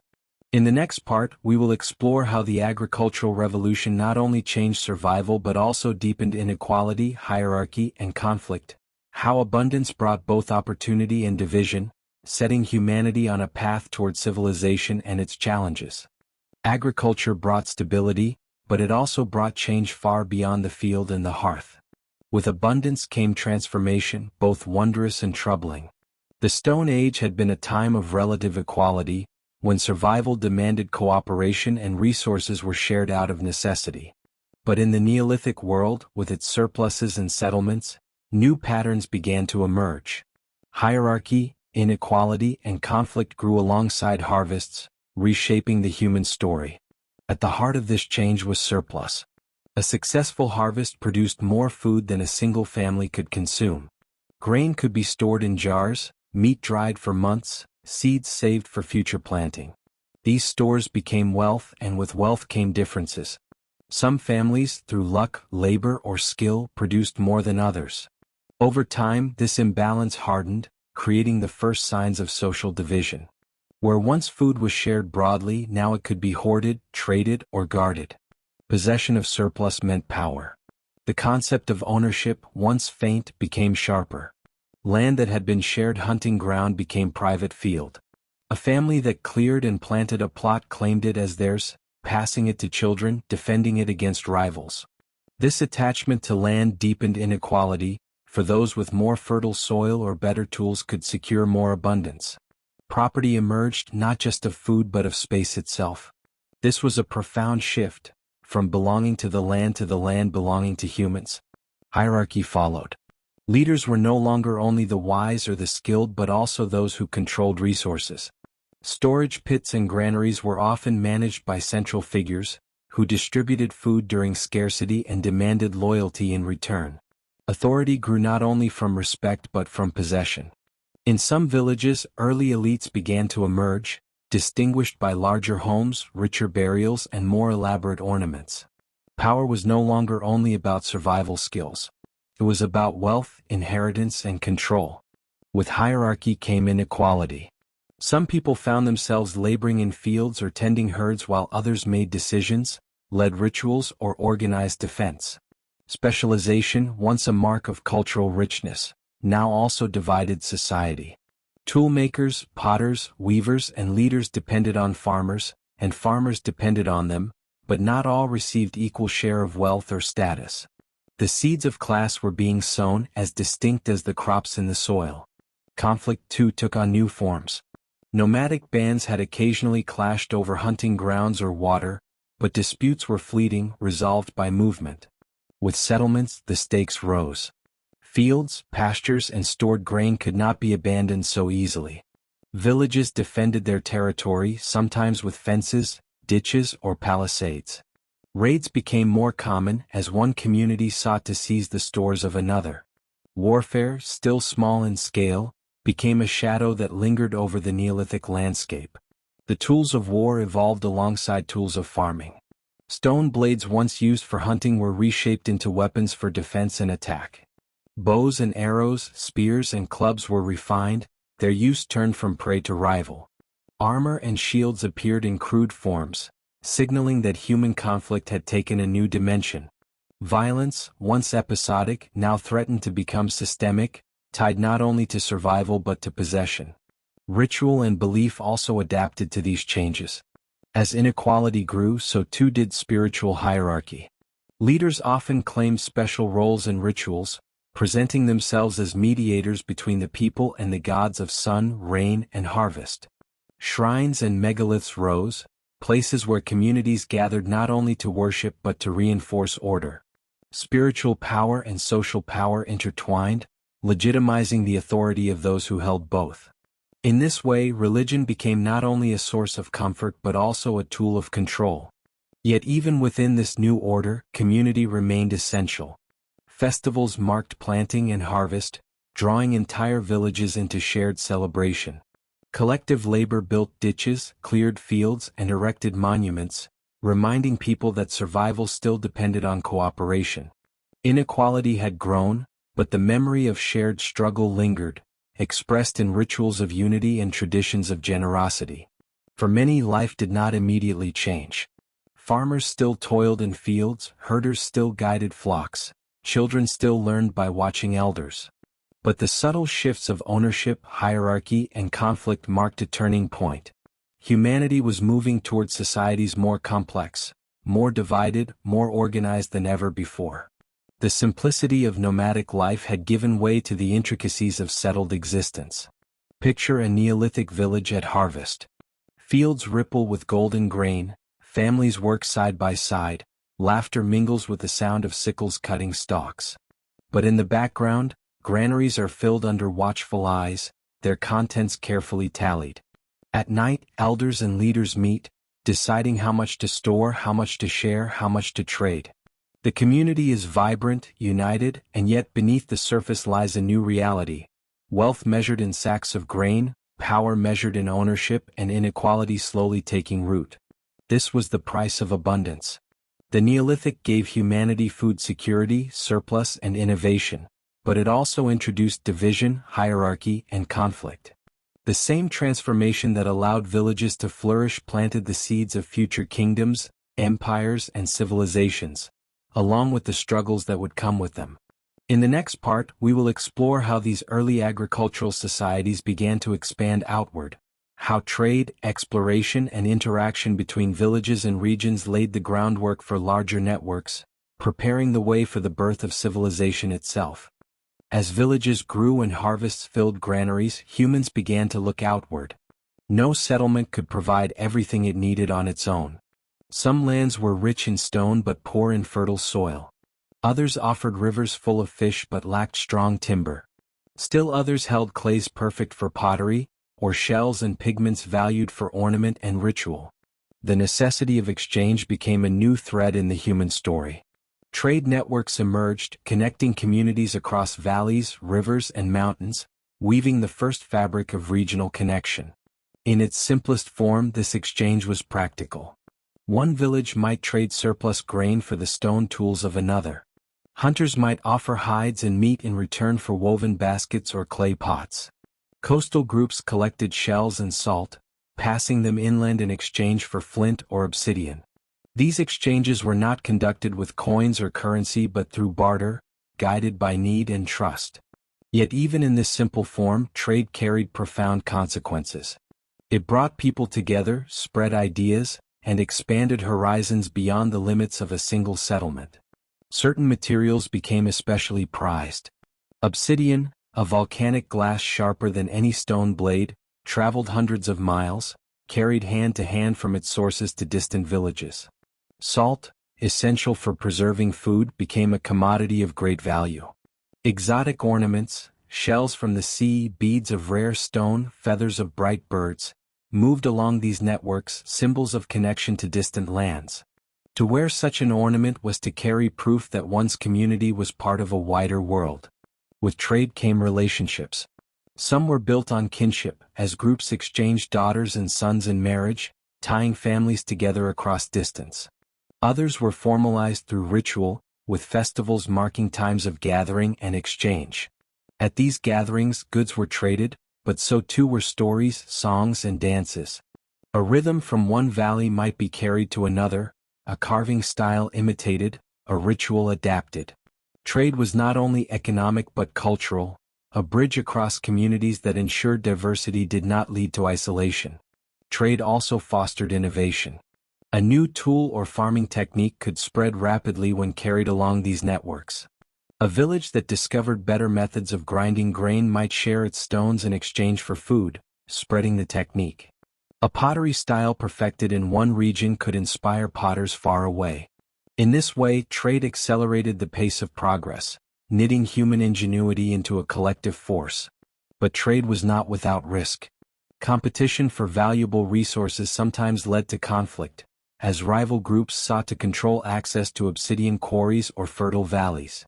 Trade routes, those sources of connection, could also become points of tension, guarded fiercely or contested through raids. Diplomacy and alliance became as important as exchange, teaching humans to balance cooperation and competition. Over time, these networks grew wider and more stable. Villages became linked not only to immediate neighbors but to distant regions, creating chains of exchange that stretched far beyond a single horizon. Archaeological evidence reveals goods traveling hundreds, even thousands of miles across continents, carried slowly by generation after generation of traders. Though no one village commanded the whole network, together they formed the first great webs of human connection, a precursor to the vast systems of commerce that would one day span the globe. The impact of trade reached into daily life. A farmer grinding imported grain knew that his work was tied to strangers in distant valleys. A woman wearing a bead from a faraway coast carried with her the memory of seas she had never seen. A child playing with a tool made of foreign stone learned, without knowing, that the world was larger than their village. These small acts of exchange expanded the imagination, reminding people that humanity was vast, diverse, and interconnected. Rituals, too, absorbed these connections. Foreign ornaments found their way into ceremonies, exotic materials were woven into shrines, and distant symbols were carved into local monuments. The sacred became infused with the foreign, blending local traditions with the echoes of faraway lands. This cultural fusion enriched rituals, deepened meanings, and reminded communities that their survival was part of a story larger than themselves. Picture a scene, a gathering of villages at the bend of a river. Families arrive with baskets of grain, hides, pots, and ornaments. Fires are lit, songs rise into the air, and goods are laid out for exchange. A man trades obsidian blades for food, a woman offers clay vessels in return for hides. Children chase each other through the crowd, their laughter blending with the hum of barter. As night falls, the gathering turns to celebration, dances, feasts, and rituals that bind the villages together. When dawn comes, each group departs, carrying not only goods but also stories, symbols, and friendships that stretch across the land. These networks prepared humanity for the next great step. Villages were no longer isolated experiments in settlement. They were nodes in a growing web, part of a larger whole. Through trade, humans learned cooperation on scales larger than the band or the village. Through exchange, they learned the value of diversity, the strength of shared knowledge, and the possibility of unity across distance.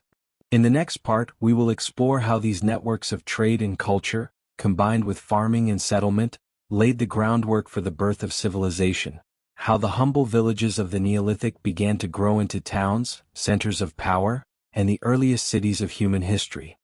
As trade networks spread and agriculture deepened its hold, some villages began to outgrow their modest beginnings.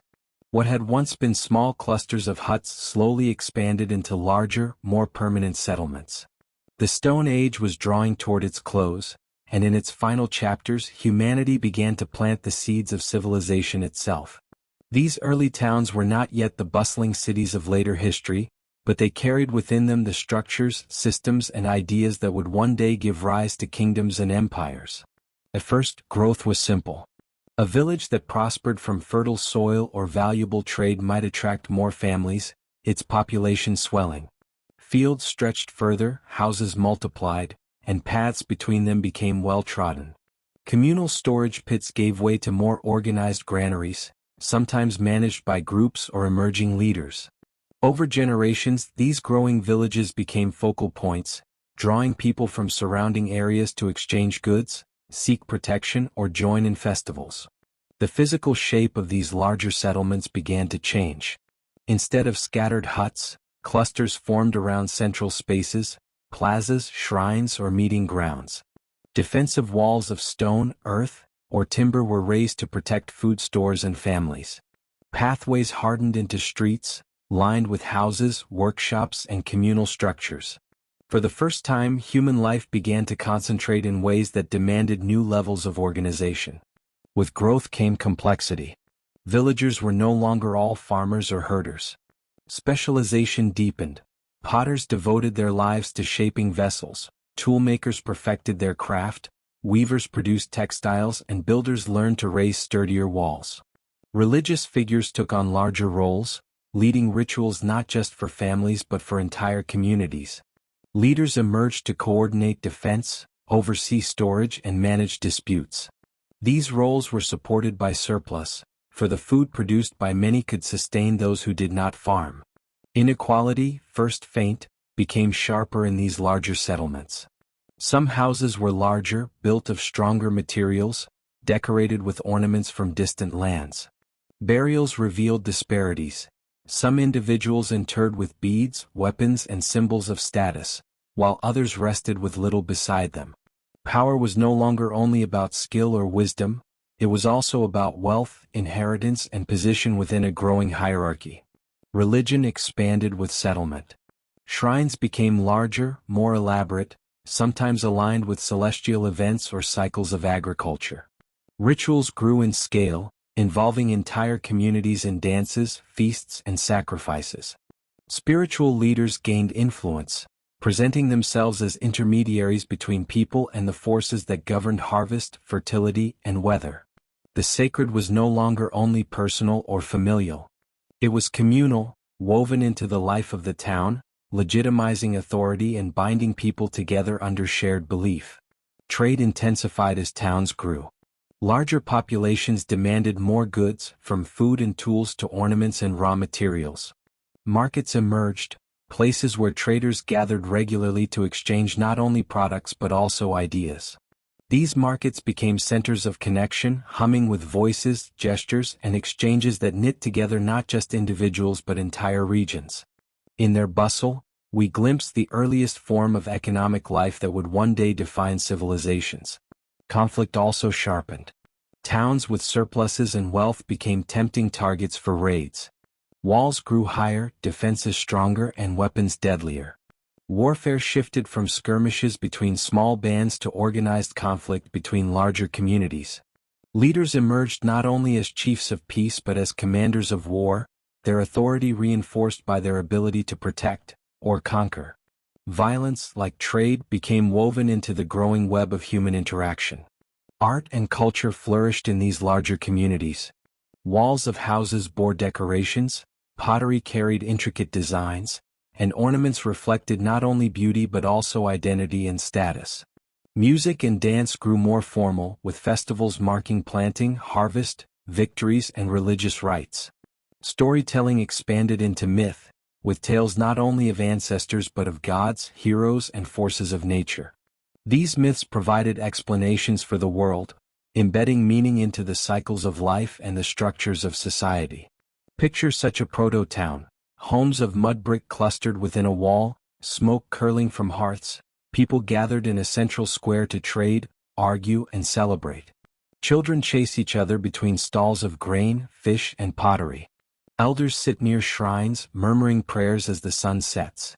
Traders from distant valleys arrive, carrying shells, obsidian, or cloth. At night, drums echo as the community gathers for ritual, voices rising together under a sky filled with stars. This is no longer a scattered band or a wandering group. This is the beginning of something larger, community stretching into society, society stretching into civilization. The rise of towns also reshaped identity. People no longer belonged only to families or bands but to communities defined by place. To be from a certain settlement carried meaning, pride, and responsibility. Rivalries grew between towns as each sought to protect its resources and assert its strength. Yet alongside rivalry came alliance, with towns uniting in times of threat or joining together in festivals that transcended boundaries. These early towns were fragile. Disease could sweep through crowded dwellings, famine could follow failed harvests, conflict could bring destruction. Yet their resilience lay in their ability to adapt, to learn, to innovate. Each failure carried lessons, each challenge produced solutions. Over time, these settlements grew stronger, their structures more complex, their culture richer. The Stone Age was ending, but its lessons of survival, cooperation, creativity, and resilience remained at the core of what humanity was becoming. In the next part, we will step fully into the threshold of history, exploring how these growing towns gave rise to the earliest civilizations. Societies with writing, law, and monumental architecture, the heirs of the Stone Age and the pioneers of the human story. The Stone Age, which began with small bands wandering through forests and savannas, closed with towns rising from fertile valleys and networks stretching across continents. It was an era that spanned millions of years, shaping every part of what it means to be human. When it ended, it left behind not silence, but echoes that still ring in our tools, our societies, and our very imagination. The conclusion of the Stone Age was not a sharp line but a gradual transformation, a blending of old and new as humanity stepped into the Neolithic and beyond. The markers of this transition were profound. Writing emerged in some of the earliest civilizations, transforming memory into record. Clay tablets etched with symbols allowed knowledge to travel across time, no longer dependent solely on stories or song. Law took root as leaders sought to regulate growing societies, formalizing order in ways no band of hunters ever required. Monumental architecture rose, from megaliths aligned with the stars to temples built in stone, structures that spoke not only of survival but of vision. These were the signs of a new age, the Bronze Age, the dawn of civilization, but they were built on the foundation laid in the Stone Age. The tools of stone gave way to tools of metal. Copper, then bronze, expanded the possibilities of agriculture, war, and craft. Yet the principles remained the same, the shaping of raw material into instruments of survival and progress. The ingenuity honed in flint knapping carried forward, reminding us that every forge and every blade was the heir of the first stone struck to spark a fire. The communities that once gathered around small fires in caves became the ancestors of nations. Their rituals evolved into religions, their stories into myths, their networks into trade routes that spanned seas and deserts. The inequality and hierarchy that emerged in the late Stone Age hardened into systems of class and power, shaping civilizations for millennia to come. Even conflict, born of ownership and rivalry, expanded into organized warfare, reshaping maps and destinies. The patterns we recognize in history had their roots in the Stone Age. And yet, for all its transformations, the Stone Age was never only about struggle. It was about discovery. It was about the first sparks of curiosity that led someone to paint on cave walls, the first leap of imagination that led someone to honor the dead with ritual, the first steps of cooperation that turned fragile bands into resilient communities. These acts remind us that survival was not simply endurance. It was creativity, compassion, and vision. The legacy of the Stone Age still shapes us today. We live in cities, but we gather in circles around fires, whether literal flames at campsites or symbolic ones in the glow of screens and conversations. We farm vast fields with machines, but the rhythm of planting and harvest still defines our calendars and festivals. We wield technologies beyond the dreams of our ancestors, but our tools remain extensions of the same impulse: to solve, to adapt, to thrive. Even our sense of meaning, our search for purpose, traces back to those first rituals, those first songs, those first moments when a handprint on a cave wall declared, "I was here. I lived. I belonged." We still tell stories to carry memory, still honor the dead, still create art that transcends utility. In every brushstroke, every song, every dance, we echo the Stone Age. The survival of our ancestors was never guaranteed. They faced climates that shifted, predators that stalked, hunger that gnawed, and dangers that tested them at every turn. But through cooperation, ingenuity, and imagination, they endured. They not only survived but flourished, laying the groundwork for all that came after. Their resilience was not measured only in years lived but in the legacy they left. A legacy that became us. Picture the arc of the Stone Age in one sweeping vision. A family huddled around a fire in the darkness, sparks rising into the night. A hunter napping stone into a blade. A child pressing a hand against a cave wall, leaving a mark of presence. A group burying their dead with care, eyes lifted toward the stars. A village rising on a fertile plain, its fields golden with grain, its people gathering for dance and song. Each scene is a chapter, and together they form the story of humanity's first and longest age. And so, as we step from the Stone Age into history, we carry with us the lessons of our ancestors. We remember that survival is not only about strength but about cooperation. That meaning is not only found in material abundance but in imagination. That progress is not only about invention but about connection. The Stone Age ended, but its spirit endures in every corner of our lives. We are the children of that age, the heirs of its struggles and its triumphs. Our ancestors survived the Stone Age not simply by enduring, but by dreaming, creating, and believing in something larger than themselves. Their legacy is written not only in stones and bones but in the pulse of humanity itself. A reminder that from the simplest tools and the humblest fires,